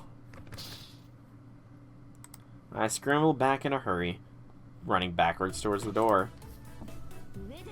Don't you whoa us. I told you not to go out by yourself, and while you're still ill in ill health, have you taken leave of your senses? Saber's right. Your note said you'd be back by 2. Do you know what time it is? Where have you been up to for the last 2 hours? Hold on, I know. I get why you're mad. Just calm down. If I can just take a deep breath, I should be able to explain myself. No, you failed to understand. I honored your wish to go to school alone yesterday, but I will not abide such folly a second time. Why, I'm glad to see you feel so fit and spritey. That means you must be ready to have me train you until dinner time. Saber brushes Sakura aside and advances on me. I already cleaned the dojo, so feel free to use it. I've heard how skilled you are, Saber. I'm sure Senpai will be happy to have you coach him. Sakura brushes Saber aside and lets me have it. I can see now that one wrong word will add oil to the fire. We'll cast pearls before swine and result in nothing less than Saber calling our contract null and void. Your answer, Shiro. Your answer, senpai. I was wrong. Clatter, clatter, clatter. The door to my house respectfully refuses to let me retreat. Then let us begin right away. Please bring the first aid kit, Sakura.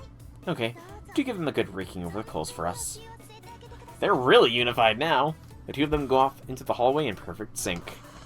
Am I going to be able to eat dinner tonight? Nevertheless, I don't know what worse punishment will await me if I don't go along right now. All I can do now is drag myself to the dojo as ordered for a thorough education. Poor Shiro. It's been a few hours since I started training. My sparring with Saber can't be likened to Kendo. To begin with, Saber isn't trained in Kendo, and seems like she has no intention of teaching me swordplay. What Saber is literally pounding into me is combat itself. She's getting me used to fighting for my life so that I'll be able to maintain my composure and physical performance in a mortal battle against other masters. This was Saber's idea, and I'm extremely grateful for the crash course. I won't be able to improve my swordsmanship enough to matter in 1 or 2 days. Shiro Emiya can only rely on the body he's trained until this day. If I can get enough experience to respond to a life-or-death situation, that'll be the surest weapon of all. Got you. Ow. And as you'd expect, the instant I'm distracted by my thoughts, Saber nails me squarely in the chest with a thrust from her shinai. You must not let your guard down just because you've retreated out of your opponent's reach. Try to allow yourself to relax only when you're here at home. Sorry, I did drop my guard there. I cough as I get up, rubbing the spot where she stabbed me. Pardon the yawn. You can be surprisingly perceptive at times, but I've also seen how you act with reckless abandon. If you could just rein in that flaw. Suddenly she looks away. What's wrong, Saber? Did something happen? No, Sakura is waving from outside. She appears to be calling for you. For me? Wonder why. Sakura was trying to stop her training because she couldn't bear to watch me get my butt kicked any longer. When I turned her away, she went back to the living room looking bored. I'm gonna go to the living room for a little bit. Is that alright, Saber? Excuse me. We've been training for 2 hours, so let us take a break. Thanks, I'll make us some tea, too.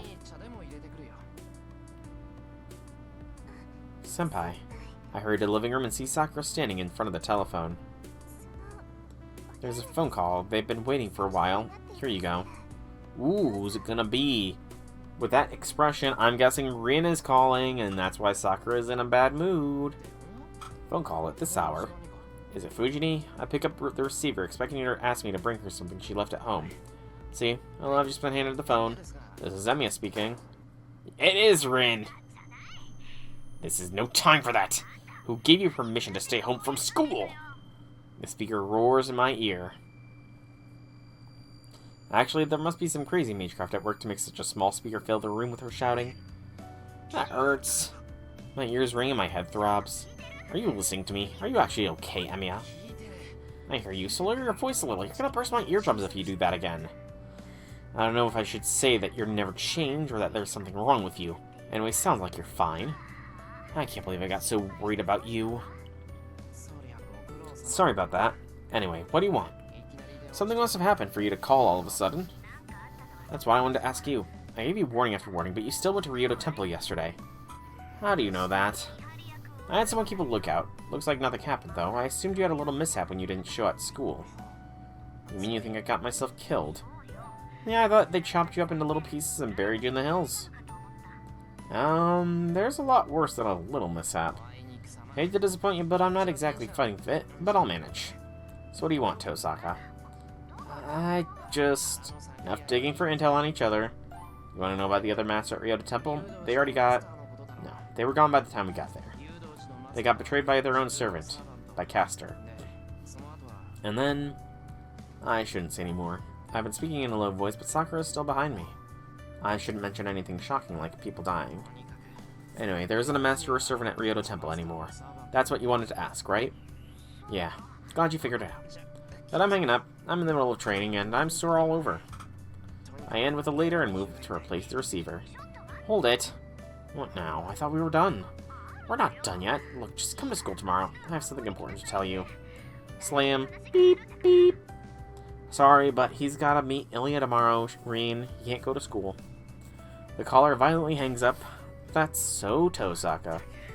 Geez, she's mad that I went yesterday. Now she's telling me to come. There's no pleasing her. I return the phone receiver to its base. Turn around to go back to the living room and finish making tea. But Sakura is in my way. What's wrong? Are you not feeling well? No, I don't have a fever. It's just, you look so happy. I was wondering why. Huh? Me? Happy? She's saying I was happy Tosaka called me. No way. I'm mad, actually. You didn't notice, then. She awkwardly avoids meeting my eyes. Huh? I'm still confused, but take the chance to finish making tea for 3. Oh, Shiro. Oblivious. Oblivious. Shiro Emiya. By the time training's over, everything is outside is suffused in dark red light. I'm done prepping the amberjack. That just leaves the tomatoes and pumpkin, right? Yeah, I took care of those. Next, we'll season the sauce and grill them once that's done. Oh, and I'm gonna steam the egg custard, so get the big bowls. Fujini and splurged and bought crab yesterday for some reason. Oh, you're adding crab-flavored fish cake. I love the way they look and taste. With a huff of exertion, she sets the bowl on the kitchen counter. Put my heart into making dinner as thanks for everyone's help during breakfast and lunch. I'd prefer it if she relaxed in the living room like Saber, but she's stubborn about helping as she always does. In the middle of dinner hustle, the doorbell rings. Sakura's here next to me, so it must be a visitor. Yeah, it wouldn't be Taiga. Taiga would just barge in. I'll go get it. If they're selling newspapers, I'll turn them down. Sakura. She goes to the house entrance before I can stop her. Something's making me anxious. Put down the daikon I've been peeling and go to check on the front door. That's a radish, is it not? A daikon? Whoever it is keeps ringing the doorbell. The non-stop ding-donging sounds almost manic. Sakura lets the visitor know she's coming and unlocks the door. An instant later. Time to come home, Sakura. I hear a smooth, melodramatic voice. Clashes with the rude way its owner shoves his way into the house. Shinji. It all happened in a second. The doorbell rang non-stop. Hello, may I help you? Sakura unlocked the door. Shinji wrenched the door open and stepped inside. My brother... It's time to come home, Sakura. Without missing a beat, Shinji grabs Sakura's arm and drags her toward the door, ignoring her dismay. I run. By the time I get there, Shinji's already 1 foot out the door. What do you think you're doing, Shinji? Hey, Emiya. Here to take my little sister home. Something wrong with that. You're taking her home? Hey now, there's nothing wrong with me going to pick up my little sister. Hey J6, welcome to the stream. Happy things. If anything, you're the one who tempted her to come over. I hope you weren't planning to use her against me. I don't know what to say. Did Shinji just... Or what? Were you planning to use my sister as a shield while you sneak around? That's pretty cowardly of you. He actually went there. What are you looking at me like that for? Are you stupid? There it is. Let's pick up where we left off, Emiya. My hands ball into fists. Can't keep my cool. Ooh. I did see the whole Shiny Miraidon and Koraidon codes at GameStop. I have not managed to make my way there, but... Interesting. So... Shiro Emiya. We know, for a fact, that Shiro Emiya does not hold grudges. Like, again, to reiterate, Shinji nearly murdered someone via Rider, like, 2 days ago, and Shiro kind of just let him scamper off like the insect he is. But that was a stranger. Is Shiro Emiya a hypocrite, and do people that he cares for matter more than strangers? Yeah, I don't know, like, is Shiro a hypocrite or not?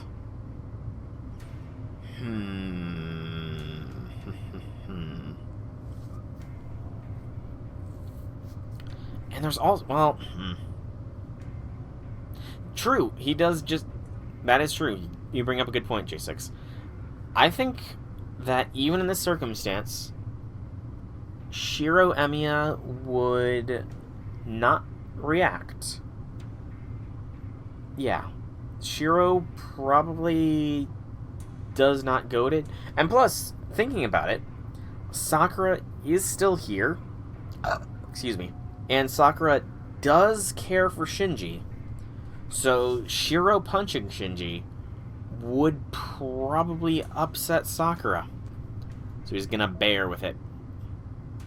I force down the white-hot rage that threatens to overwhelm me.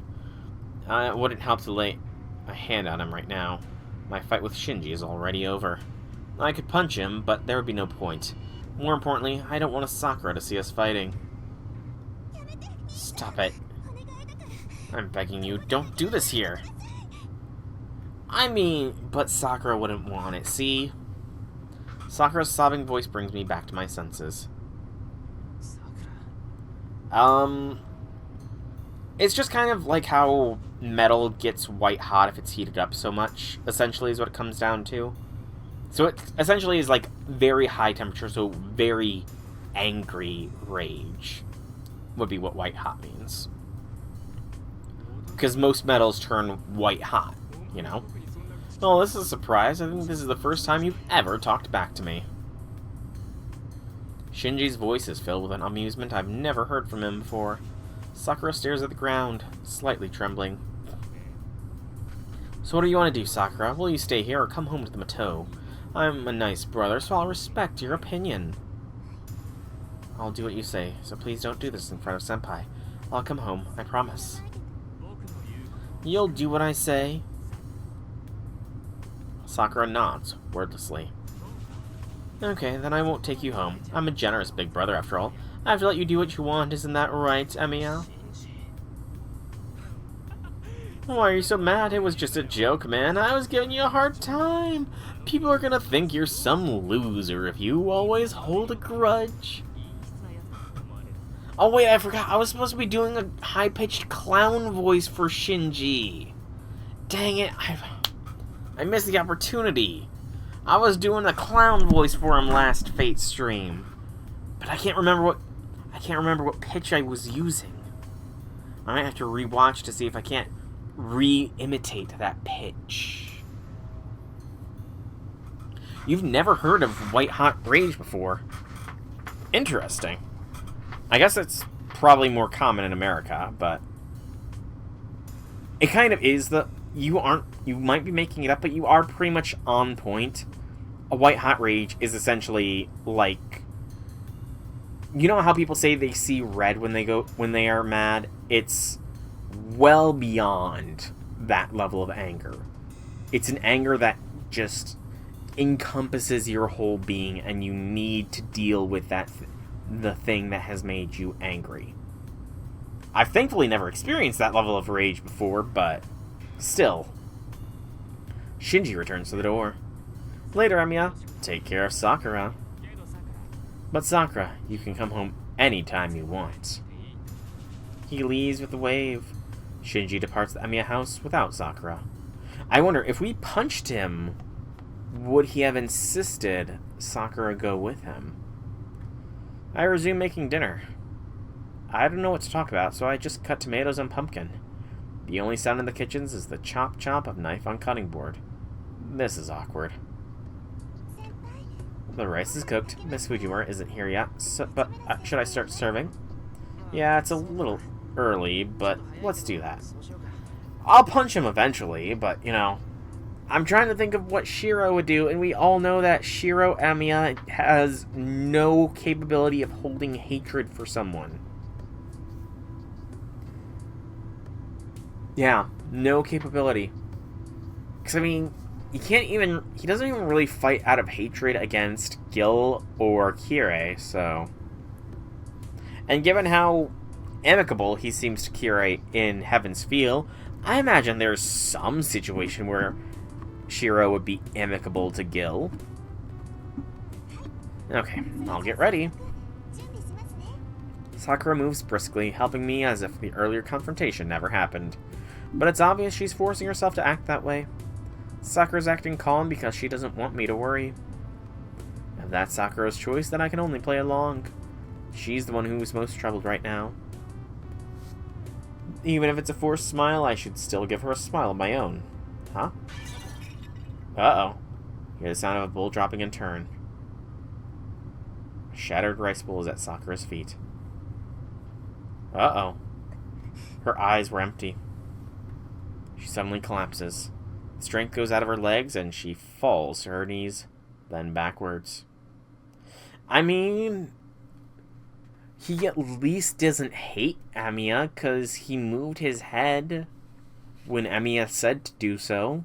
He trusted Amiya would make the shot. I rush over and support her. A fever. It's bad. I can feel Sakura's fever even through her uniform. Hey, get together. Senpai, what's wrong? Her voice is listless. Even though she's on the verge of passing out, I can tell she's doing her best to form words.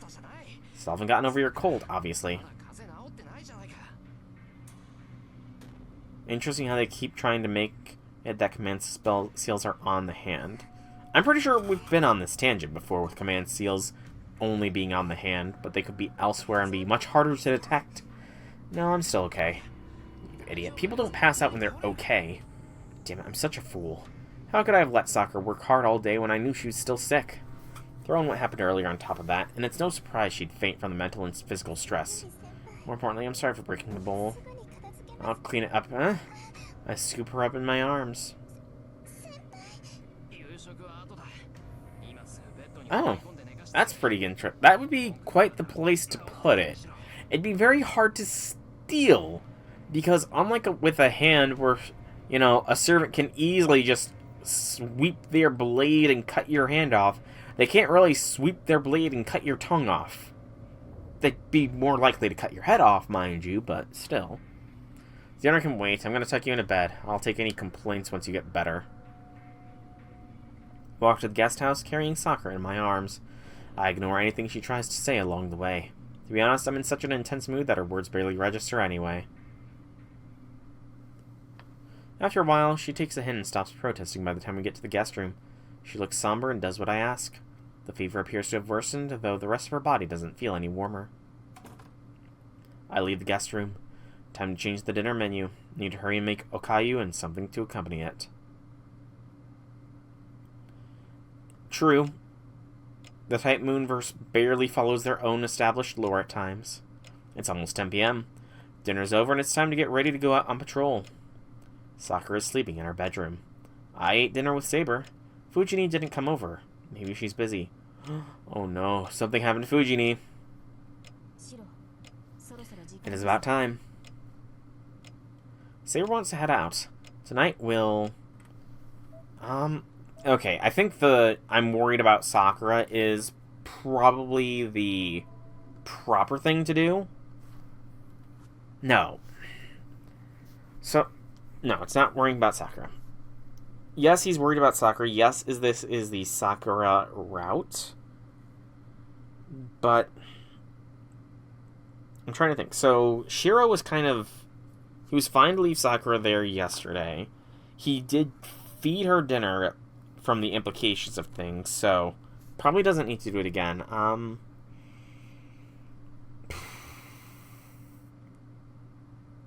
to think. I don't think he's at that point yet. I know that this is the Sakura route. Well, no, I know this is the Sakura route, but I don't think Shiro has gotten to the point where he's willing to abandon his ideals for Sakura, you know?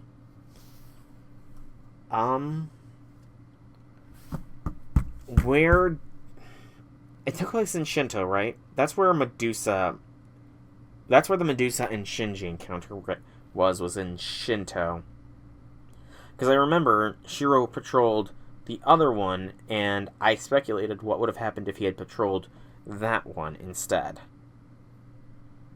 So is it going to be a double blind where it's two Shinto possible confrontations in a row? Or is it the reverse, and now Miyama is the one that's not going to have any action going on?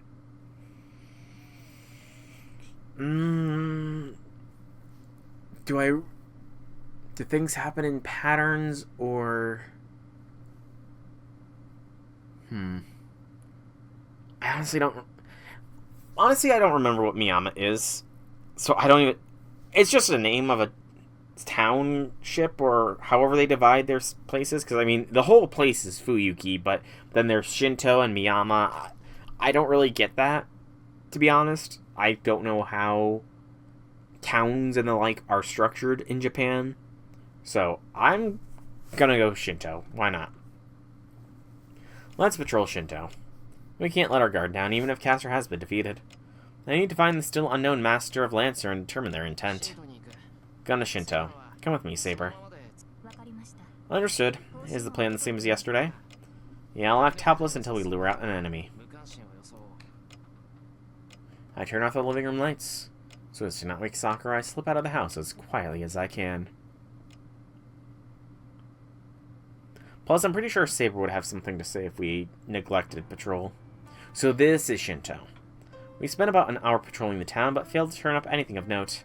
According to Saber, the magical energy threads that Caster had throughout Shinto have largely thinned out, but I can't sense such subtle changes. So this was the wrong answer! Since there's no obvious traces of energy in Shinto, it looks like there isn't another master there. What's the matter, Shiro? You seem unhappy about something. Not really. I just thought the train station feels empty. It's almost like a ghost town, I will say. It's probably just a fluke. Nothing out of the ordinary happened tonight. There are just fewer people out than normal. Let's go home, Saber. I don't think we'll learn anything else walking around aimlessly. Yes, you still aren't feeling well, so let us retire early tonight. We leave Shinto behind. The hollow echo of our footsteps is the only sound in the terminal.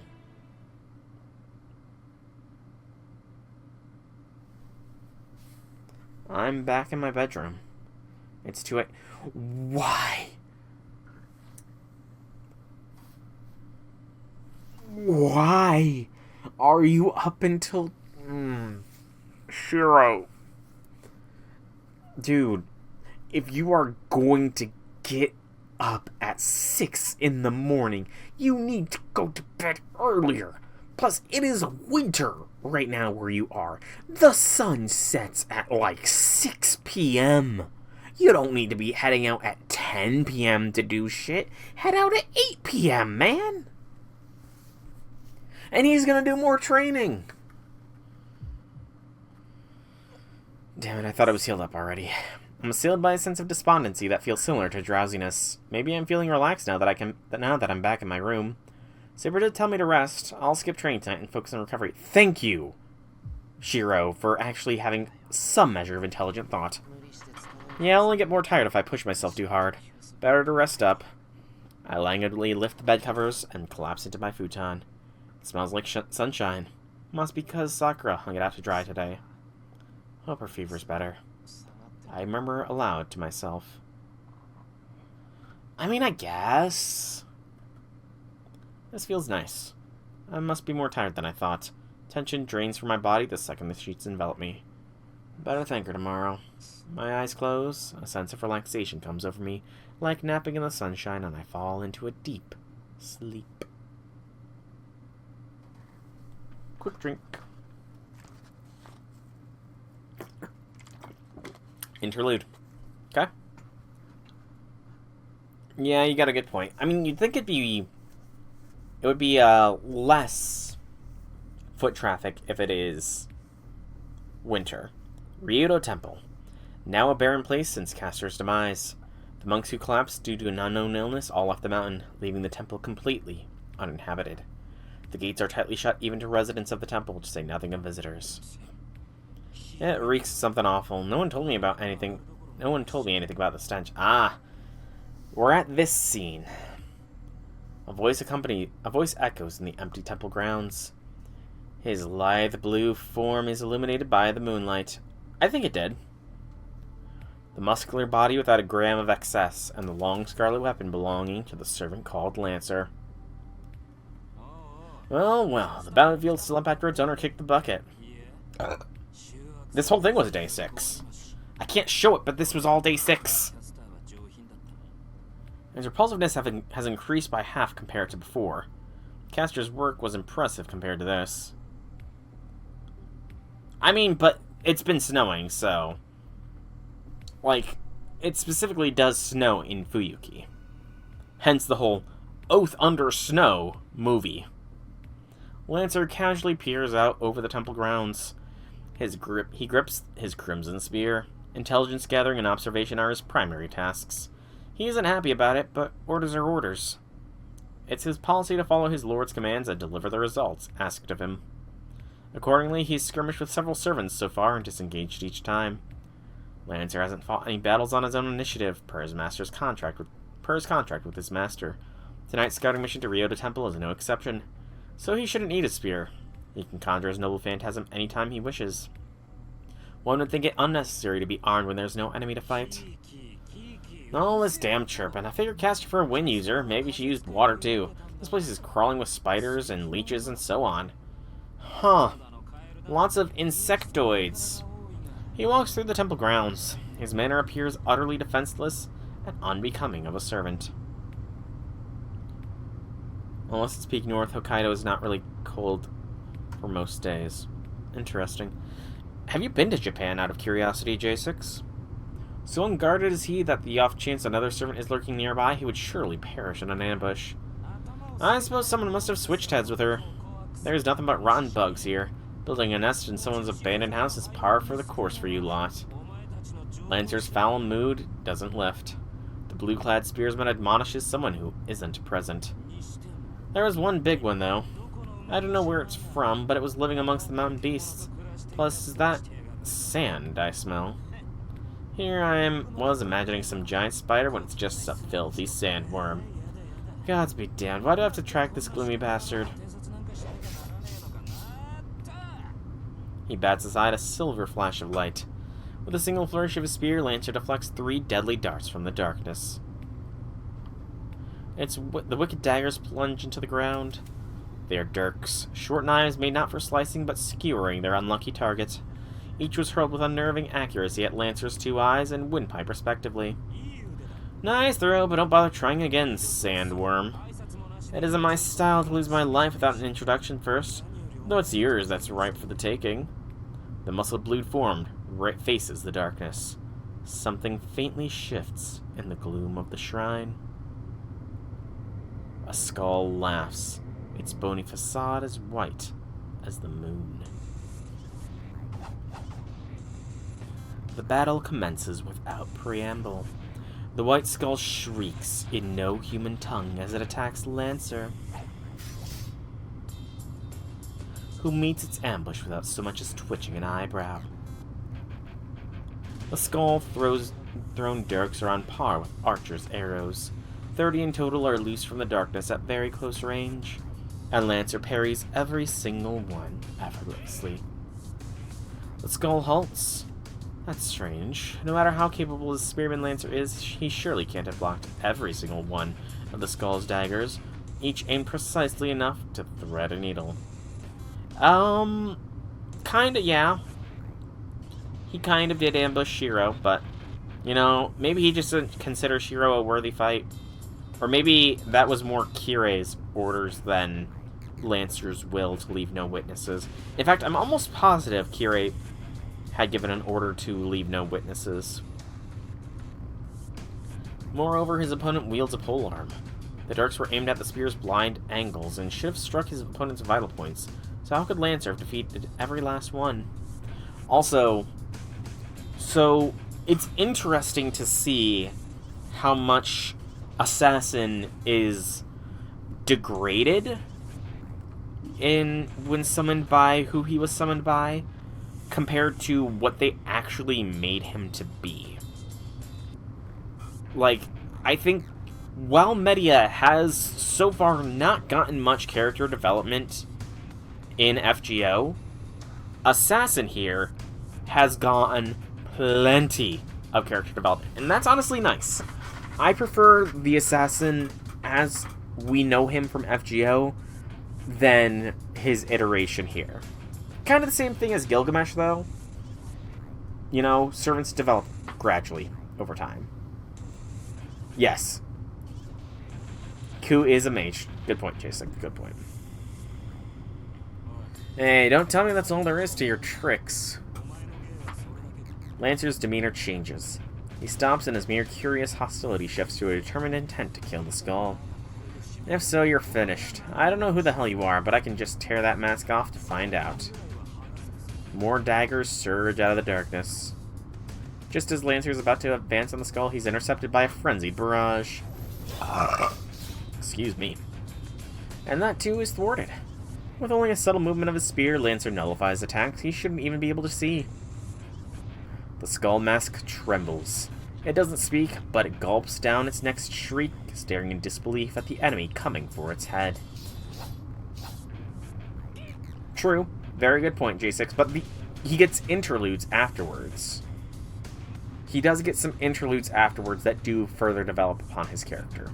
But it's just interesting to see what... And I wonder if any servant would be so primitive or primal if summoned by the person that summoned them. Because servants that are summoned are reflections of their master. And Assassin's master right now is kind of... degraded, I guess, is the best way to put it. It aims another dagger for Lancer's throat between a gap in the spear's movements. The skull mask trembles. I kind of wonder what King Hassan would do if he saw this version of Assassin. There would be no words, I think. It would just be over. The skull mask trembles. As Lancer's spear deflects the daggers, it spins in a neat circle in Lancer's hands, arching up into the attacking skull's jaw. Defense and riposte. Both maneuvers executed perfectly simultaneously. The skull has no way of defending itself mid-flight. The white mask falls. Lancer doesn't press the attack. His orders are to merely observe the enemy. Even if it is a golden opportunity to execute his opponent, he lacks the authority to make that decision. I mean, yes, that's true, but very technically, King Hassan is not dead. Like, he specifically is on the boundary of life and death. And that's why he could operate in Tiamat's Negagenesis skill, because he is technically on the boundary between life and death. He's a very interesting case, to say the least. King Hassan is.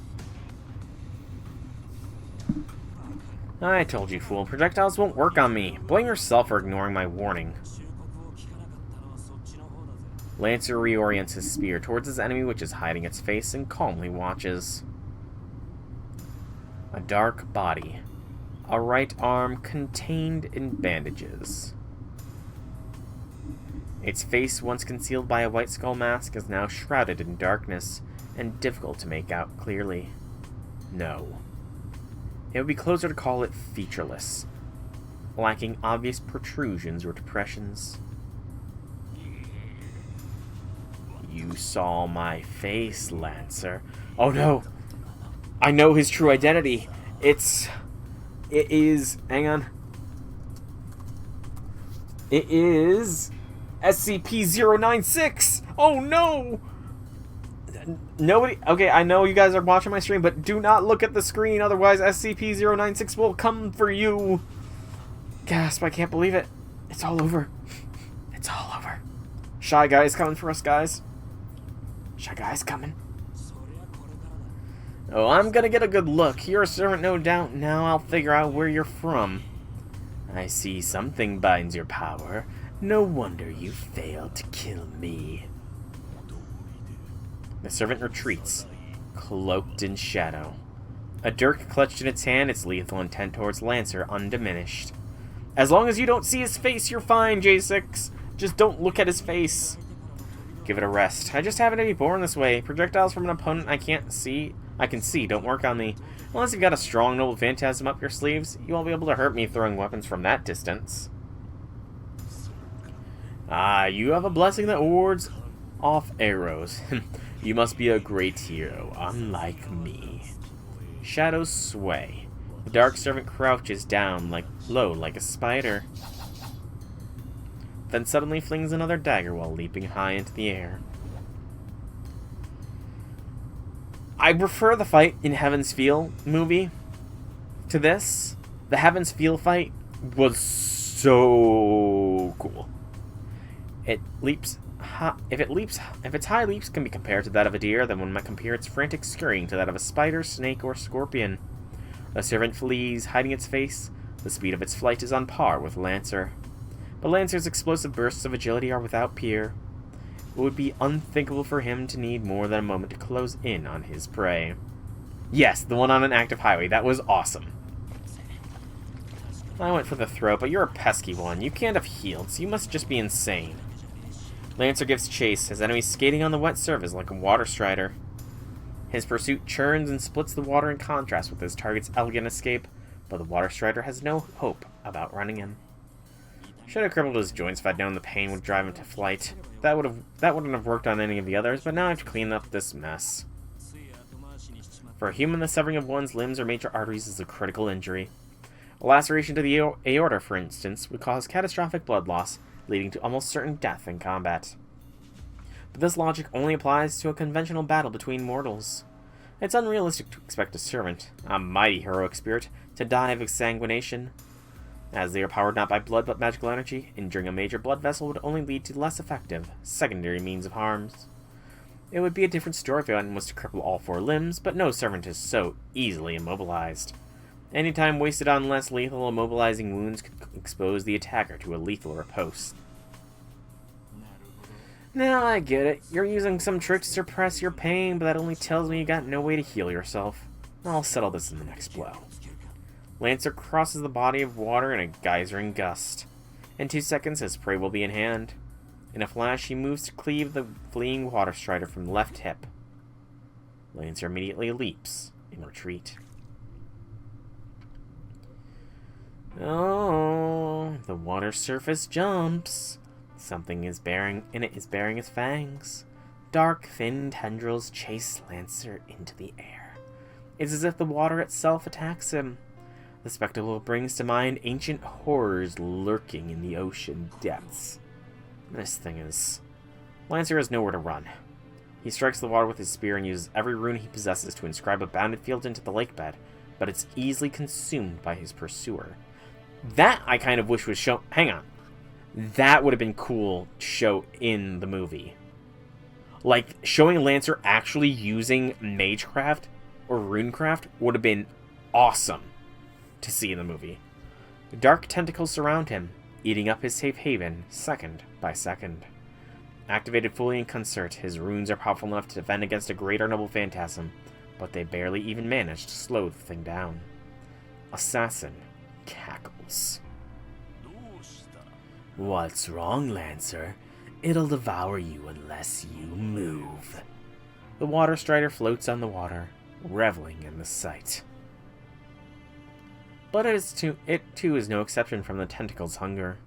It doesn't dare approach the blackened water for fear of being consumed.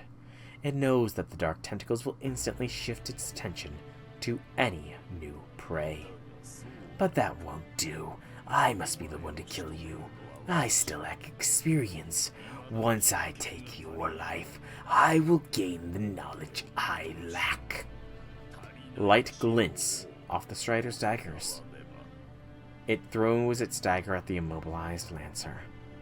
Still, it is futile. Even while fully engaged with this bizarre foe, Lancer is immune to the projectile attack. You still don't learn. I can see why you're so eager, though. Lancer observes the tentacles surrounding him. Assassin has lured him a considerable distance from the shore. It's 30 meters to the nearest bank. He can easily cross that piddling distance in a single bound. As soon as you stopped moving, you lost. I've watched long enough. Time to wrap this up. Lancer's body sinks, his spear warping. He takes a great leap into the air with the aid of his spear. But then... What? An utterly simple, straightforward attack is unleashed. A false heart emerges from Lancer's chest, for an impossible distance, still bobbing on the lake's surface. Assassin gouges out the spearman's chest. It's one of the purest forms of magecraft, the most simplified of curses. A cursed arm specialized in cursing humans, passed down through through Middle Eastern magecraft. Wrong! That's a demon sealed in his arm. Assassin's Noble Phantasm. Zabania. Delusional Heartbeat. It destroys Lancer's heart without fail. The spearman's lifeless body sinks into the dark water. The water dances. Yes, they do. Specifically, it is a demon sealed because in the spoilers for Fate Strange Fake, in the Fate Strange Fake Grail, well, no, it is something non-replicate. It is something that cannot be passed down or replicated, because in the Fate Strange Fake Grail War, where there are 2 assassins summoned, one of them is a false assassin, one of them is true assassin. I think it's true assassin that it wanted to be a Hassan, but was passed over for being a Hassan, because although she could replicate so many of the other Hassan's Zabanias, she could not create her own. Specifically, it was called out she could not replicate Cursed Arms' her Cursed Arms' Delusional Heartbeat because it is the result of a demon sealed in his arm. It writhes in stimulation, restless, brutal, vulgar. The sight of a caged and starved beast thrown fresh meat would pale before this savagery.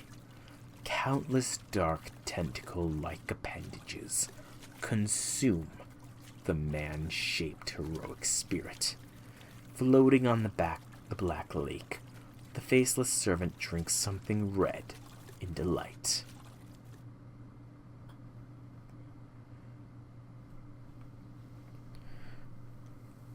Yeah, Heaven's Feel is really getting dark, isn't it? And that... Okay. So that was day 6. Complete. Makes sense, I guess. So we are going to be moving on to day 7. But that's going to have to wait for the next stream. I actually I'm on days now. Finally. I'm not moving through like half of a day into another half of a day. Praise be. So now I'm going to close my eyes and scroll back a little bit to look at the flowchart to see how the route is panning out here. Okay, so I'm on day 5. So this is where, this is about where we left off with day 5. So, interesting. So, this was not a relationship choice. When its ability is explained without knowing how its ability works through games events, such as protection from arrows, it protects them from daggers, and battle continuation is why he was able to kill it. True. The anime does not explain a lot compared to this. But it's interesting that this here was not a relationship check. Telling Sakura the truth or evading the question does not lead to her feeling any positive or negative feelings. But this surprisingly is a relationship check. And it's not an Ilya one. I mean, given that Shiro kept his promise to Ilya, one would think this would be a positive Ilya relationship point here, but it's not. I guess one of the options was something to do with Sakura, so this might have been a chance to get some Sakura relationship, perhaps. Though, that is interesting, that this branches off to this scene here specifically. So I imagine that these other... this one, I mean, this has also got to lead to this scene, just because there's no way it can, like, fit a line anywhere else. That or it's a bad end, which would be hilarious, but I doubt it. So this one likely leads to this scene as well, and then these two will either lead to their own scenes or to a single scene.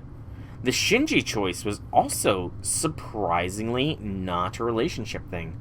So there was no change in relationship for punching Shinji or not.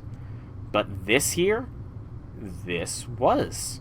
So as expected, because we did not...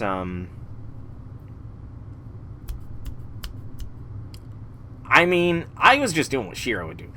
So because I'm guessing if we had checked on Sakura, we would have gotten a relationship boost with her. But because we went out on patrol, we did not. Okay. Alright, so interesting. Very interesting. And it looks like we are just on the straight. I mean, yes, he does care for Sakura, but he's not that far gone yet that I think he would abandon his ideals for her yet. He's working on it. He did push Sakura away, you missed it, J6, but he pushed Sakura away earlier because he was embarrassed because her chest, he brushed her chest with his arm. He was, like, massively embarrassed. He pretty much rolled and tried to get as far away from her as possible. But, yeah, so we're going to be doing day 7 starting next Friday. I'm not sure how this is going to go with regards to Pokemon Legends ZA, because that is coming out within a matter of weeks here. But whenever Pokemon Legends ZA does come out, it will probably take over the channel for a little bit of time. I may stream FSN earlier to compensate.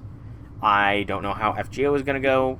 Sounding like it's going to be a couple of dead weeks, which could be good, could be bad. We'll figure things out. But I'm also debating if I want to do a long stream day for Legends ZA. I cannot remember. What is Legends ZA release date? So Legends ZA release date is the 16th. That actually might work out. So hang on. I'm going to do some quick checks here.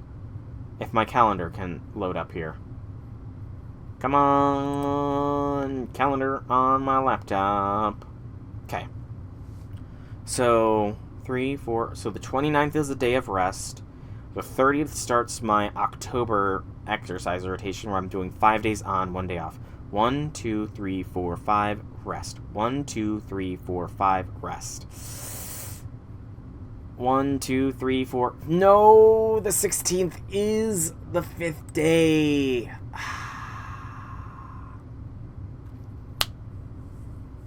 The 16th is the 5th day of exercise, so I can't stream from the very beginning. Dang nabbit. I guess I could stream after I've exercised and everything and just go from there.